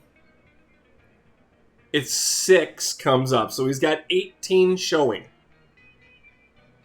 All right? And he looks at you and he goes, what do you want to bet? I thought we were just playing for fun. Oh, I mean, if it's just fun it is, then yes, fun will be fine. He says, so what do you have? I'll flip over my card. Oh. So he pulls out a 2. You both have 20. It's a push. I knew it. Yeah, I did not expect to get 2 2s. Yeah. I hate to say this, but I could read it on your face. I was like, oh, he's going to either fucking beat me or it's going to be a draw. I was not happy on that one. All right, he goes, you want to play again? Anyone else want to join in? No? Yeah, sure. Why not? Okay. All right, let's go. Ella wins in. All right. Chris, your first down card is a queen. Danny, your first down card is a 9. Will, you get an 8.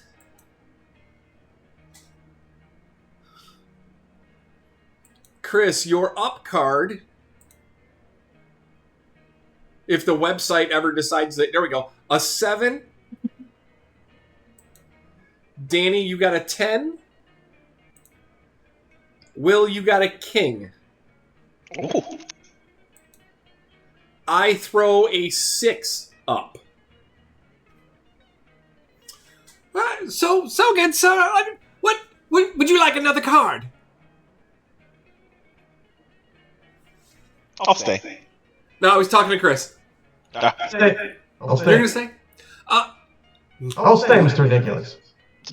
Terrific. Oh, sorry. Terrificus, good sir. Terrificus. Yes. Milady, what would you like another card? I'll stay. Okay. And you, good sir? Now it's to you, Will. I will stay. Okay. So he throws up a 2 on top of his 6. Fucking guy in his 2s. Yeah. He throws down another card. He gets a 9. And he goes, I think I'll stay. What do you have, sir? I flip over my other card. 17. Oh. And you, milady? 19. Oh. And you, sir? I have an 18. I'll flip it over. He reveals a 3. So, he's like, oh, well, I like the fact that he didn't want to play for money because I'm doing better because I'm terrific. Anybody else? Should we go again, or am I boring you already? I think I've lost my appetite, and I'll stand up and walk past him. I'll be right back. I'm going to use the restrooms. And as I brush past him, I'm going to sleight of hand and just see what I can grab with my grubby little paws. Here we go again. Out of what? His ass is in the chair. I mean, what do you... I mean, Oh, does he not have like any pouches or anything on him? I mean, they would be... Okay, if that's what you're gonna aim for, go ahead. Just grabbing him. I grab his ass. Well, yeah, if there's nothing obvious, then I'll just Sure. belay that idea. I mean, no. I mean, you can try to. Fuck it, why not? I don't like this guy anyway. Oh, that's a 25. All right, give me one more. Please, Lord. 16. Not as Okay. good. You do feel a smaller pouch. If his belt buckle is 12 o'clock, it's at about 5 o'clock. You easily undo the leather strings that hold it to the belt, and you are able to pull it off. Okay, I'll continue to the bathroom. Okay. And take a look at what I have while I'm on my way there. As anybody, you know what? Who's ever Danny and Kevin and Brian roll perception.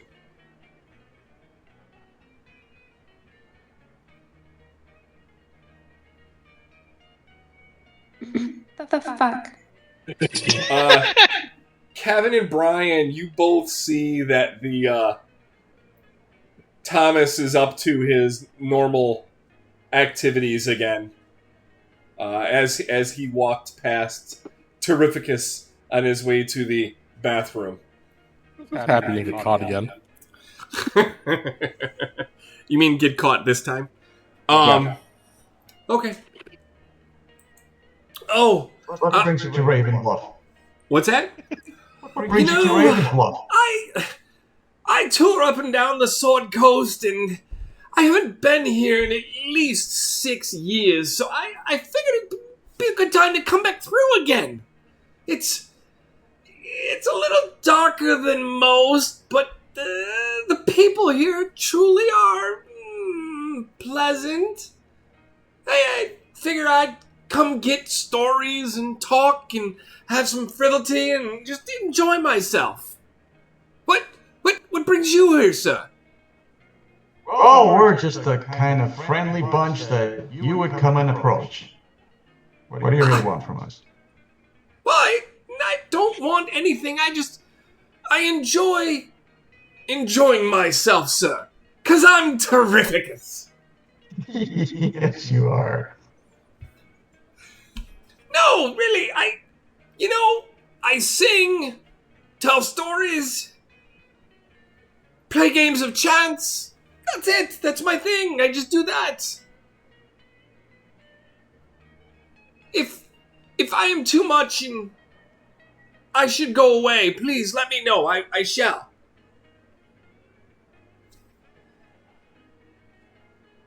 You said the last time. When was the last time you were here? About 6 years ago. Years ago. Out of curiosity, back then, was there anything happening in this town? There seems to be not much going on. No, the Bluff is... They're very tight here. They're very tight. Like some places just scream fun, and this place... Yeah, Yes. Yeah. If you look around, you don't see many of the other well-known races in the realm in this town. They just don't have a liking for them or a trusting. They tend to... They stick with what they know, I guess is the easiest way to say it. But I don't think that's terrific at all. Why is being terrific so important to you? Because it's so fun! Actually, you're a bard, so you know stories. Do you have any stories about people with golden eyes by chance? Golden eyes? Living? Living, yes. That's the most interesting thing I've heard about this town, is that 4 to 5 cycles ago, there were some people with golden eyes. So I was curious if you've heard anything. Well... I've never heard of such people.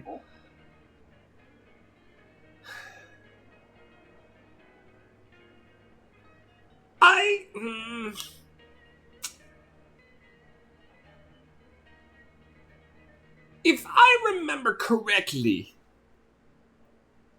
And, hold on.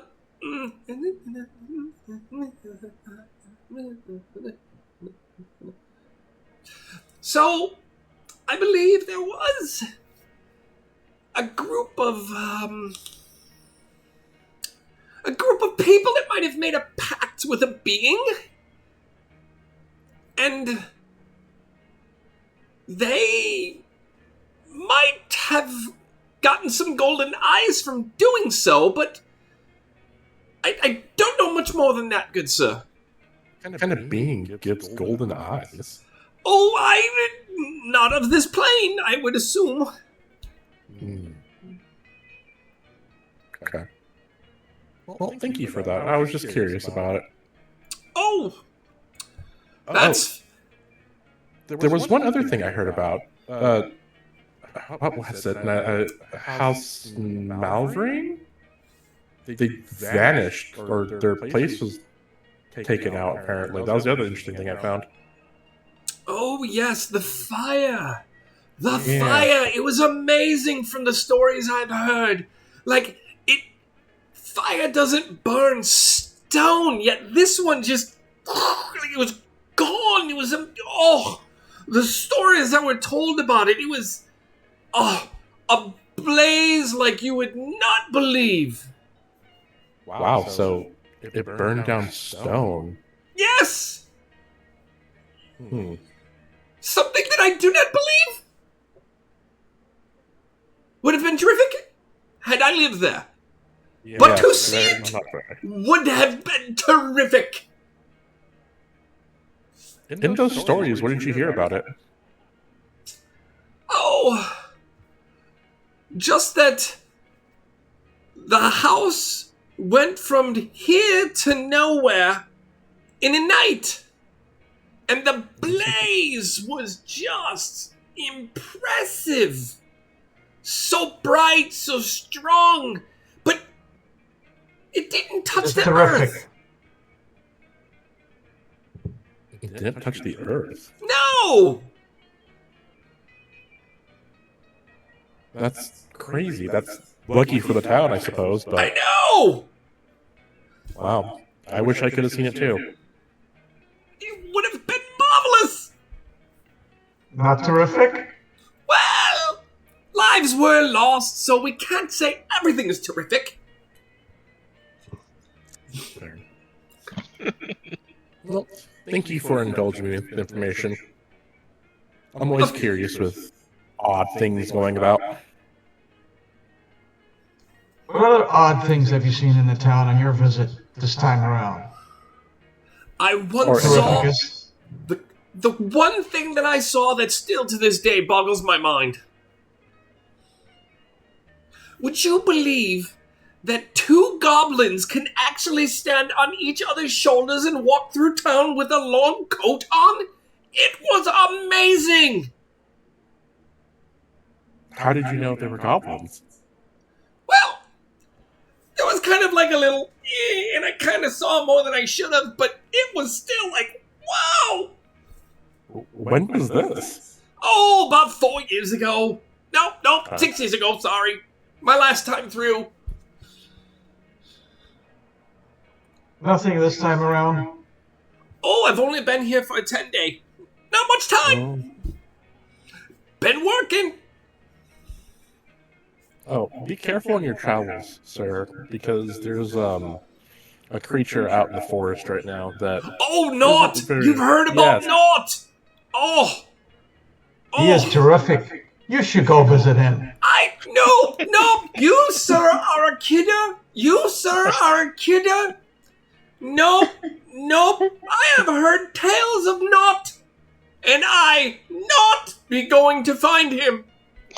But did you know that fairies help him? Oh. I've always wanted to see a fairy.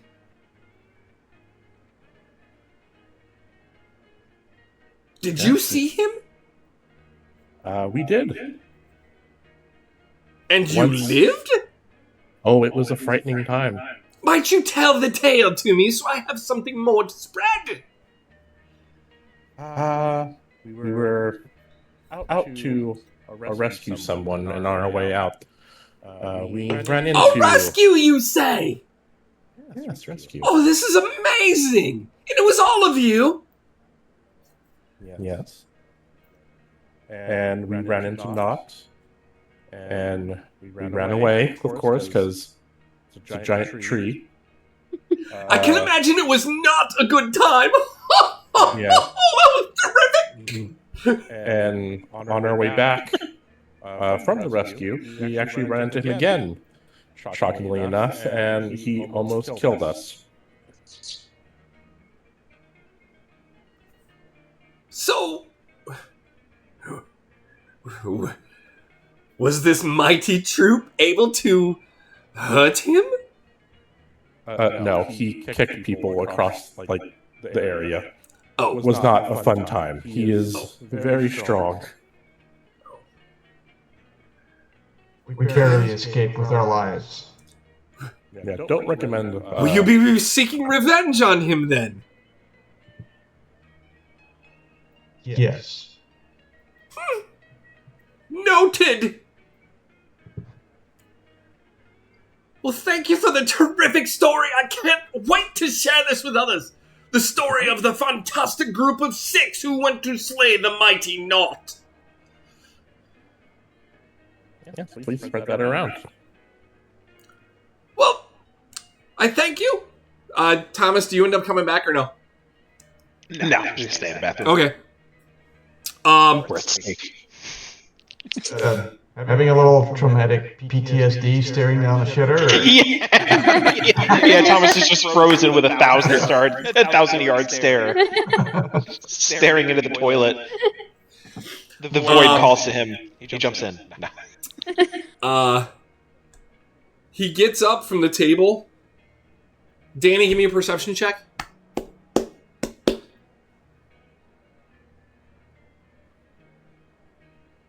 Roll good. Dirty 20.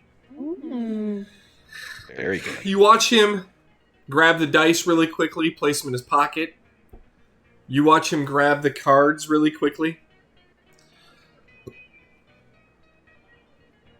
Will, when you left the table, did you leave the other card, or are you still pocketing one card? I left all the cards on the table. Okay. He picks up the cards, he takes them, he puts them to his ear and goes... And he's like... Puts them back in the case, puts them away. Danny, as he takes the bag and he lifts the bag up, the glow from inside the bag is intense. Intense. Alright? Picks up because I'll be here for the foreseeable future. I hope to talk with you again. I hope you are safe. I hope everything is well. And I hope you find the music terrific. He bows. And he walks away. Glowy weirdo. Yeah, I clap, and as he walks away, I know he's far enough to go. That guy, I don't trust him. He's weird. Thomas comes back as you say that. He is weird. So, what did you get? That's a good question, Mark. What did I get? There is a leather pouch. And in the leather pouch, there is one cork, one rock, This motherfucker. and a 4-leaf clover. Looks like I found all his lucky charms. And I'll spill them onto the table. And I'll just say, I don't like that guy. He's weird. And I'll regather the items, put them in my pocket. Maybe they are lucky.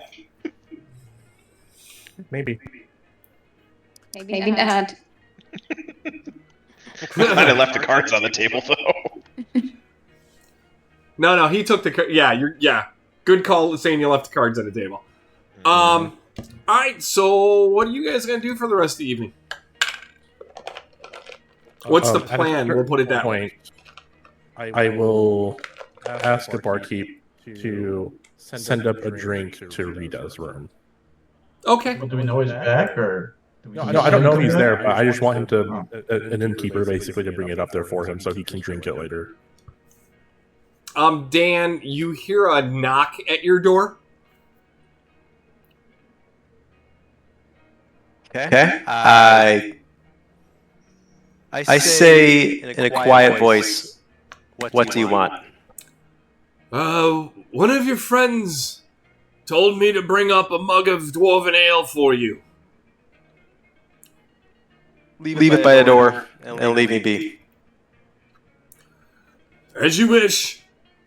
You hear the sound of the mug hitting the ground outside the door. All right. I open the door, grab the mug, close the door, chug the ale. Kevin, moments later, one of the barmaids walks over and she's like, "So, your friend is in his room, but he is being quite solitary." That's normal. Thank you for doing that. Angsty. Okay. All right. What else are you guys gonna do? You gonna wait? No plans? Got I guess we'll just hang out. a lot of gold in your pocket. What are you guys doing? I'm going to continue my search for knowledge about this town. You're gonna head to the library? Not tonight, but like in the morning. You're gonna keep reading the books then? Yeah, for the rest of the night, I think just hanging out. Yeah. Okay. Yeah, I think we hang out down here waiting to be contacted by the Ravens, I imagine, right, guys? And then just go to bed if they don't. And keep an eye on Terrificus. Yeah. Terrificus is just on stage doing his thing, singing and telling stories and... Okay. Did you tell everybody about... Danny, did you tell everybody about the huge glowy magic thing in his bag? No, not yet. Oh, shit, okay. But I guess I could. Anu? It's up to you if you want to tell us. Yeah. So, like I told somebody else earlier, there was definitely like a really light aura coming from around Terrificus. And then just recently, I saw that around, what was it again? Inside the bag. Something was like really intensely glowing, and it was definitely like an illusion spell of some sort. For clarification, illusion spell around him, just bright, immense magic going from the inside of the bag. So, sounds like he's not what he pretends to be. Yes. Well, And he has something very valuable. Potentially. I know he's not fiend or undead or what was it? Forget. Or both. Celestial, I think was the Sorry, other one. it only detects fiend and celestials. It doesn't detect the fiend-celestial combo. So, and he's a bard, so I wouldn't put it past him to, we'll say, pretty himself up with illusion magic. A glamour spell, you're saying, Kevin? Yeah. Yes. And him having a bag full of magic items also isn't uncommon for bards as well. They tend to travel quite a bit. But I'm confused about the rock, the four-leaf clover, and the other thing. Yeah, that's what's sad. And the cork. Yeah, and the cork. I mean, You grab those are all good luck charms. Maybe he uses the rock and the cork to figure out how to point to north in a bowl of water. You don't know, or I should say that the cork and the clover. Yeah. Oh, maybe he's a leprechaun. That's what the glamour magic is for. And his gold's in his bag. We need to catch the leprechaun, guys. Yeah. So, as you guys are talking, the barmaid that took care of the barmaid that you gave the order to, right? That talked to you about Dan comes back, and she's like, "So what did Terrificus want this time? Was he telling your fortune as well?" Fortune? No, we played a card game with him. Oh, well, that's interesting. He told your fortune? Oh, I've seen him tell others' fortunes. Hmm. How does that usually go? But there's he has this bag, and there are gems inside the bag, and the bag had the gems have runes on them, and it's all very interesting. It's basically they're like dwarven tarot cards. So if the rune is facing one way, or the rune is facing the other way, or the different type of gem that comes out, it's all, I don't know, it's his thing, but I've seen him do it before. It's very, oh, sometimes I've seen it and I just got a chill down my spine that I was like, you oh, fucked. And I just walked away. Come true? What's that? Has any of the fortunes come true? I don't know. I don't leave the bar much.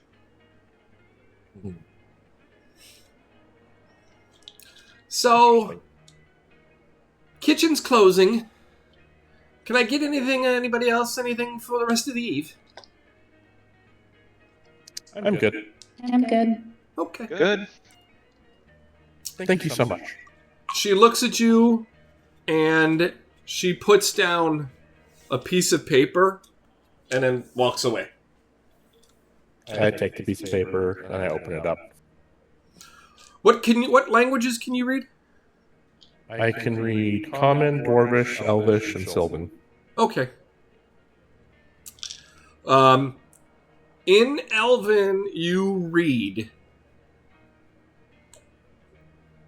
tomorrow morning, outside the city gate,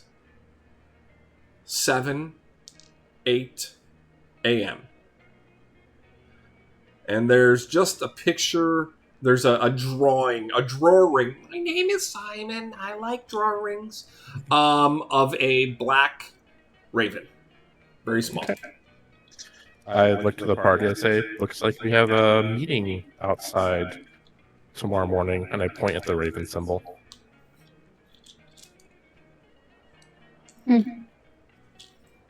Well, Bright and early. Yeah.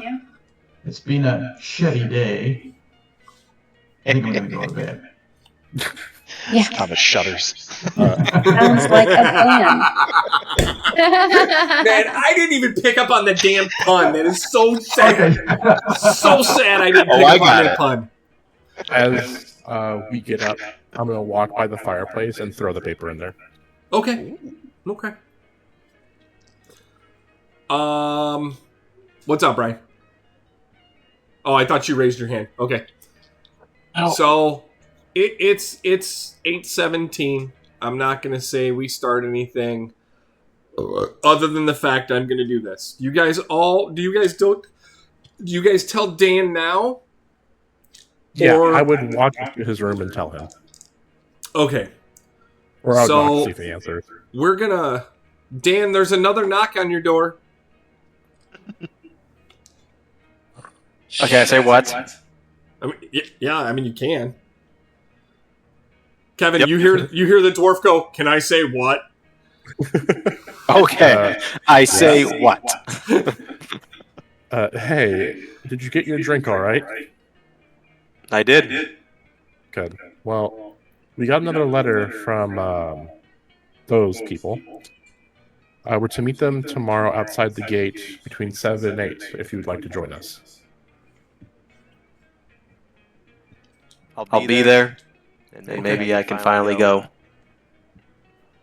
Okay. So just to skip forward, it's 7-8 the next morning. You guys are outside the gate, and I know this is really, truly, verily going to disappoint Will, but at this point, Valen is out front. Valen, if you remember, was the half-elf caster that you met the day you guys graduated. Not my nemesis then. Different lady. Stabbed in the face. I mean, Valen's a dude, but I misheard. yeah. Step. So Valen goes, Well, I think we all understand the import of following orders. And only the orders given. So, I was instructed to take you to one of the guild areas and to give you a task. And the task is simple. You need to go down into the mine and retrieve a crown. Now, the key piece we ask is that no blood is spilled during this test. So think first, act second. No blood. Retrieve the crown. That is all we ask. Is this okay?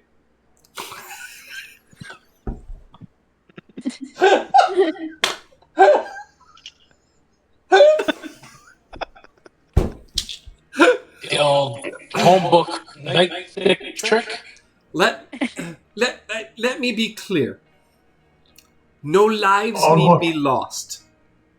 Is that a better way to state it? No lives should be lost. So we could spill a little blood.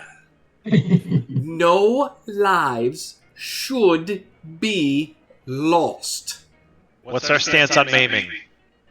No lives should be lost. It's okay, Thomas. When they're unconscious, they won't be lost. They'll just be unconscious. I salute. All right. So Bacon. with that, that's all we're gonna do tonight. But I want to go over something. So I had some time to reflect on what happened last weekend, and I would like to say that I feel I made some mistakes, and I need to correct some things. Okay. In the time the blast went off to the guard getting to the bathroom, Will, there is no way in hell I should have allowed you to go to the clothing place, steal, roll up rope, put it into the backpack, and still make it to the bathroom. Wait, what? I've had rope on me. No, you're missing the point. For you to get there, get everything, get the rope, roll and put it back in the backpack, and still run to the bathroom was way too much time-wise versus the guard just getting back to the bathroom. You understand my point, the actions-wise? I do, but where does the rope come into play? I wouldn't have taken that out. Do the trap. You had the rope. Yeah, you had the rope out and everything. Okay. Crap. And this that's fair. This then comes to the second thing that's been bothering me, and I need like a group consensus on this. And if I'm voted off the island, then I'm voted off the island. Okay. You specifically took a diminutive character because you're a rogue and you want to be unseen and inconspicuous, correct? That wasn't the main reason, but yeah. Okay. That's one of the benefits for sure. I'm not basing this on mass. I'm basing this on sheer volume. All of the shit you're carrying in your backpack makes your body twice the size it is. So I need to figure out a way to be okay with this. I mean, I literally ran the numbers on like an inch and a quarter rope times 50 foot through like geometry, and then figured out the actual like cubic foot space of it all, and it's big, right? on top of all the other stuff, like the 2,000 ball bearings and everything.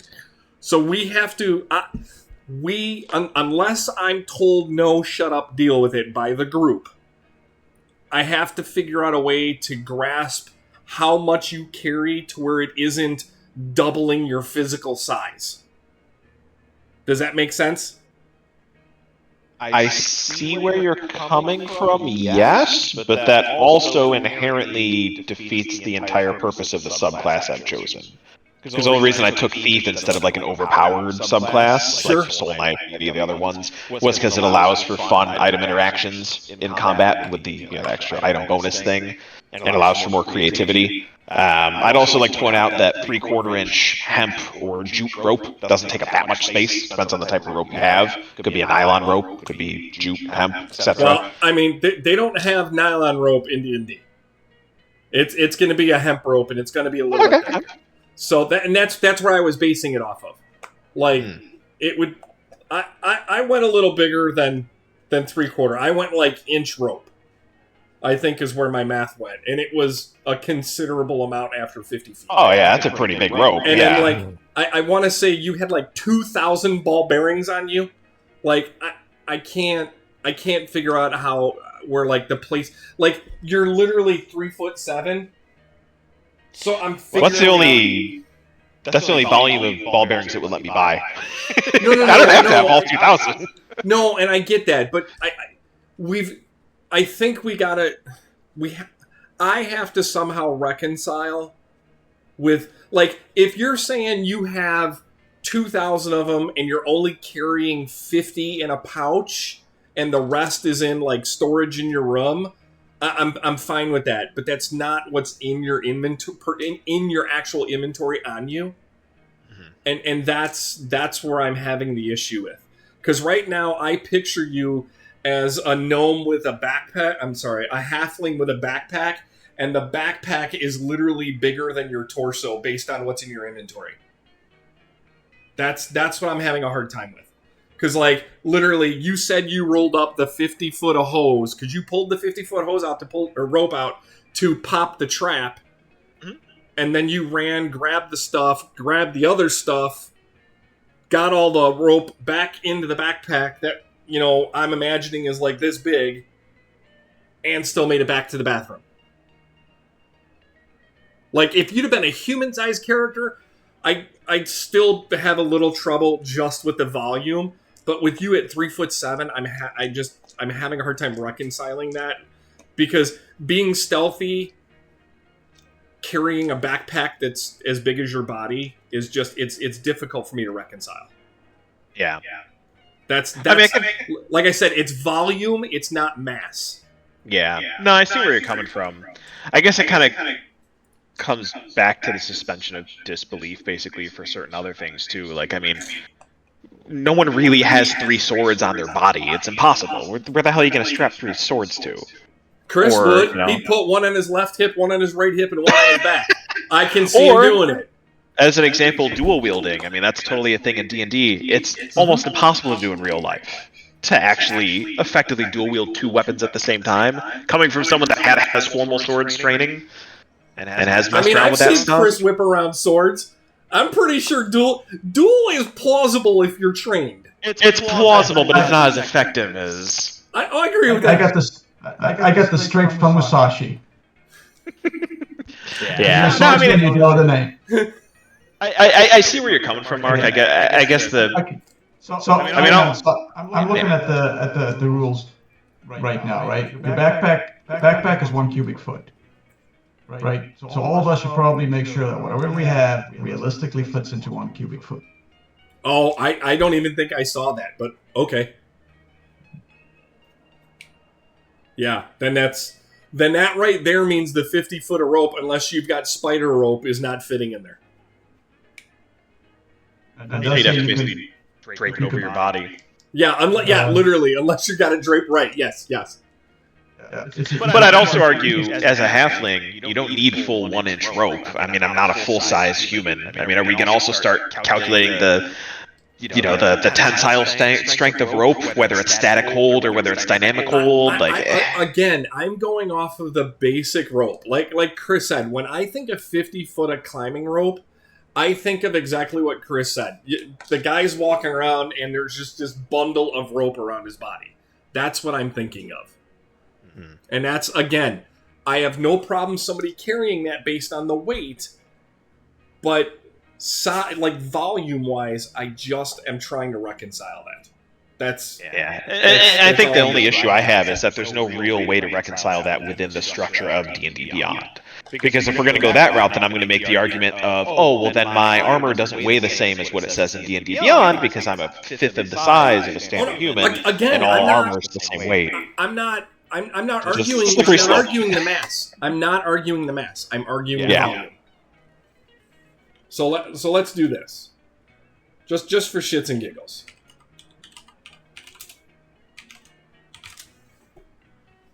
So what did we say? We said it was what are we going to agree with? 3/4 of an inch just for shits and giggles? 3/4. There's no way you need a full inch of hempen rope for a 40-pound halfling.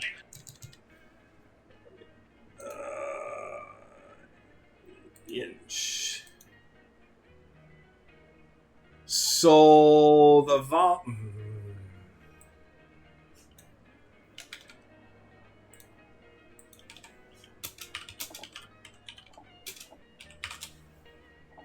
So 50 foot of rope at 3/4 of an inch has a cubic foot of 6.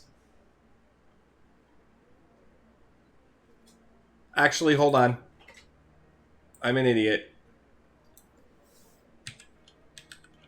On Amazon right now. It might help if I do radius properly and not diameter.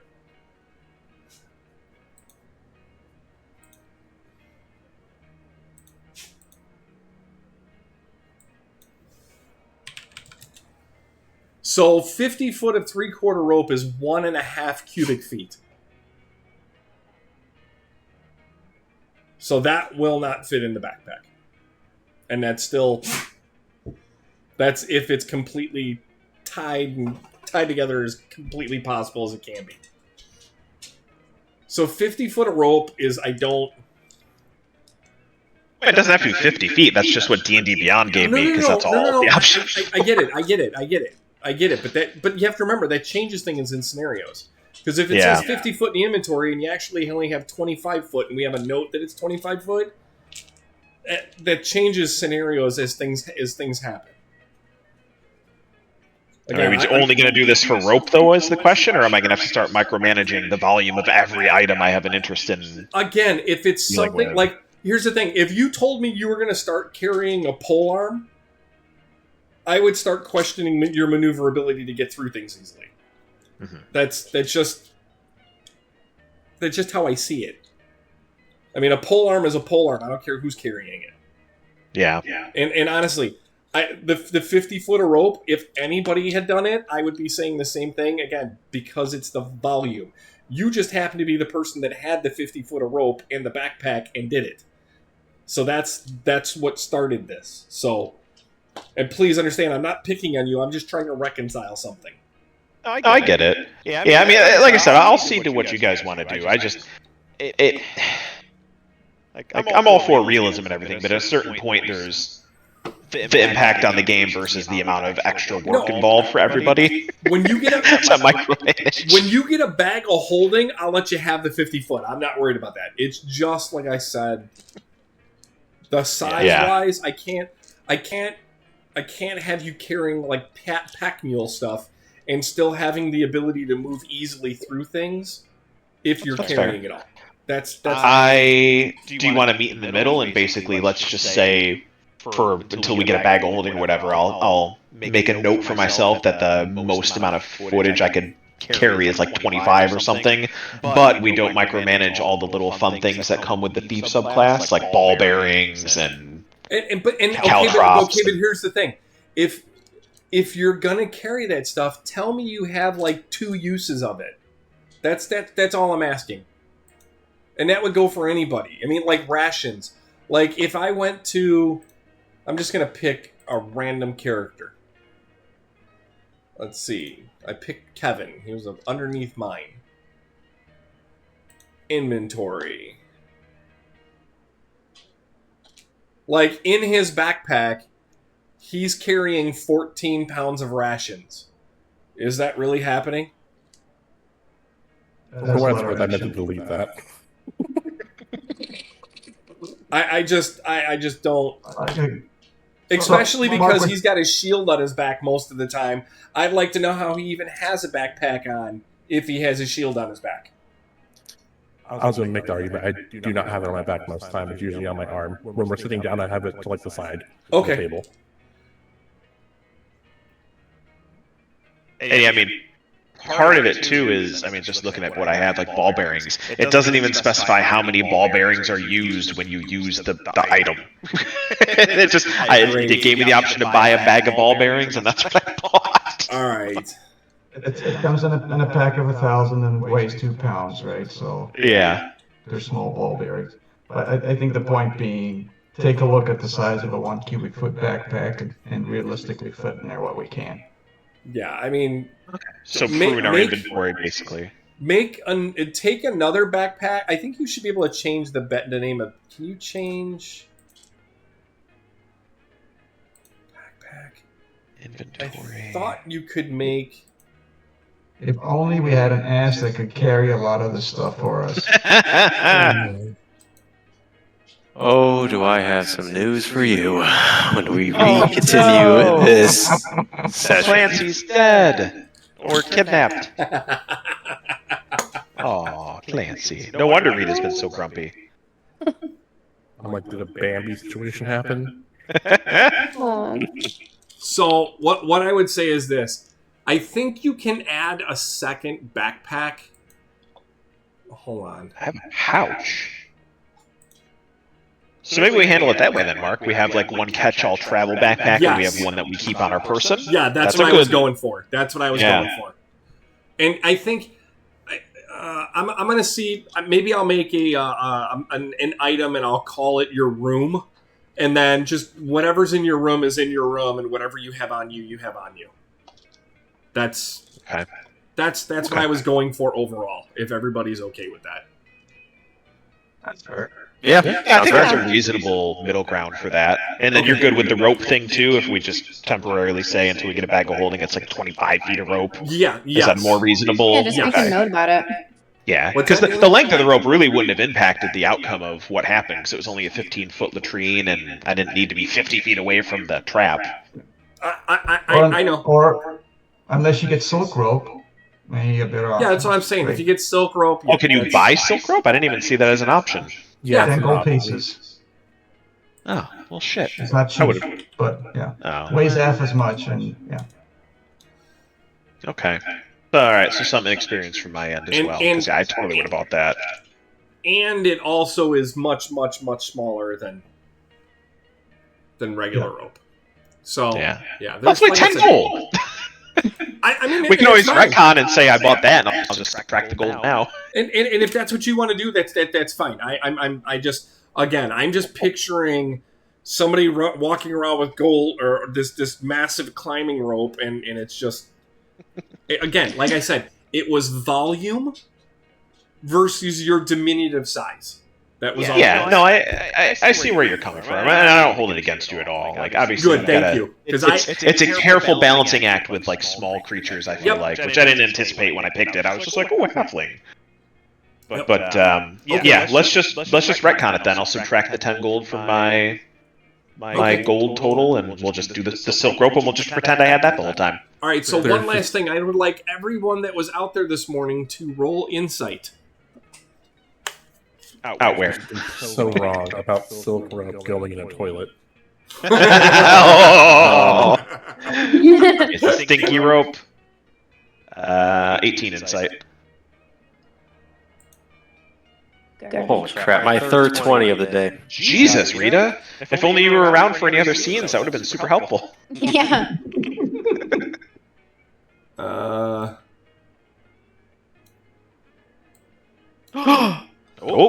So I just want to point out to you that while I want to get the name right. While Valen was speaking to you, y'all kind of like got this like little like what the fuck when he said go into the mine. And their training ground or their guild property. He said that? Yes. Okay. I remember. Okay. Yeah, he said, I need you to go into the mine and get a crown into the mine. Right. And he said, our training area. Yes. I missed that piece. Yeah. Okay. Yeah, I missed that as well. I missed it. We're all oblivious over here. Nope, that's fine. That's why I gave you guys the insight roll. So, Okay. that's I remember hearing it. Okay. I do have one question for, and you can bring them both back in here. I have a question for, and I won't bring this up. Yep, what's up, Dan? All right, question. So, Valen gave us this quest. I asked. Question for you is: does this have any correlation with the same mine that is? Hold on, I'm looking. Something with a little wooden boat. He looks at you very inquisitively and he goes, how do you know of the mine? Oh. I've just been around there. That's all. Oh. Well, you know how to get there then, and I don't need to tell you. Alright, well, what does that sign mean? It's the name. Oh, okay. And that's where the crown's at? That's where the crown is at. Up. The mine on the left. Okay. Who's left? Mine on the left. Your left or Who's our left? No one's left. We're all here. West? God. North? You know When it you means walk we in, have to It's on the fuck left. not up. Got it. Perfect. We're gonna have to deal with not to get over there in the first place, so. So technically, Not came out and attacked the people in the wooden thing. And he only came up and talked to the people that walked through. Because remember, he didn't attack you. He talked to you. Yep. I don't think Not is the bad guy here. I really don't. I don't think we did either. Now, I have another question for Valen. Like, Valen, we've already all played your games. Let's remember why we're all here. We all didn't know each other 4 days ago. Now we're all here.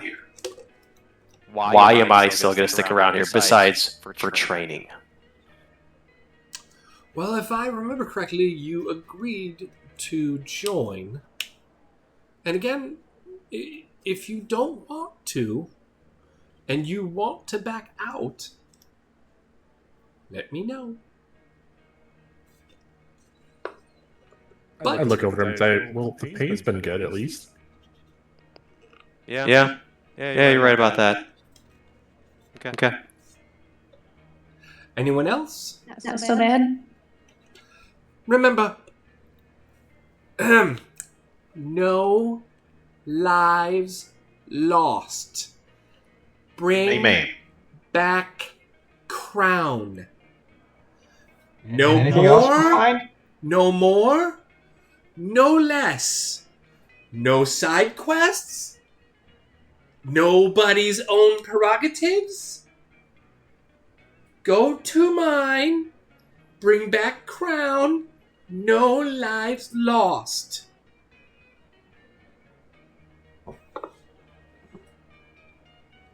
Alright? You gotta be a dick about it. Okay. And meet you back here. Ain't gotta be a dick about it. Even in defense, no lives lost? No lives lost. What if we tell them when we know where they're at? No lives lost.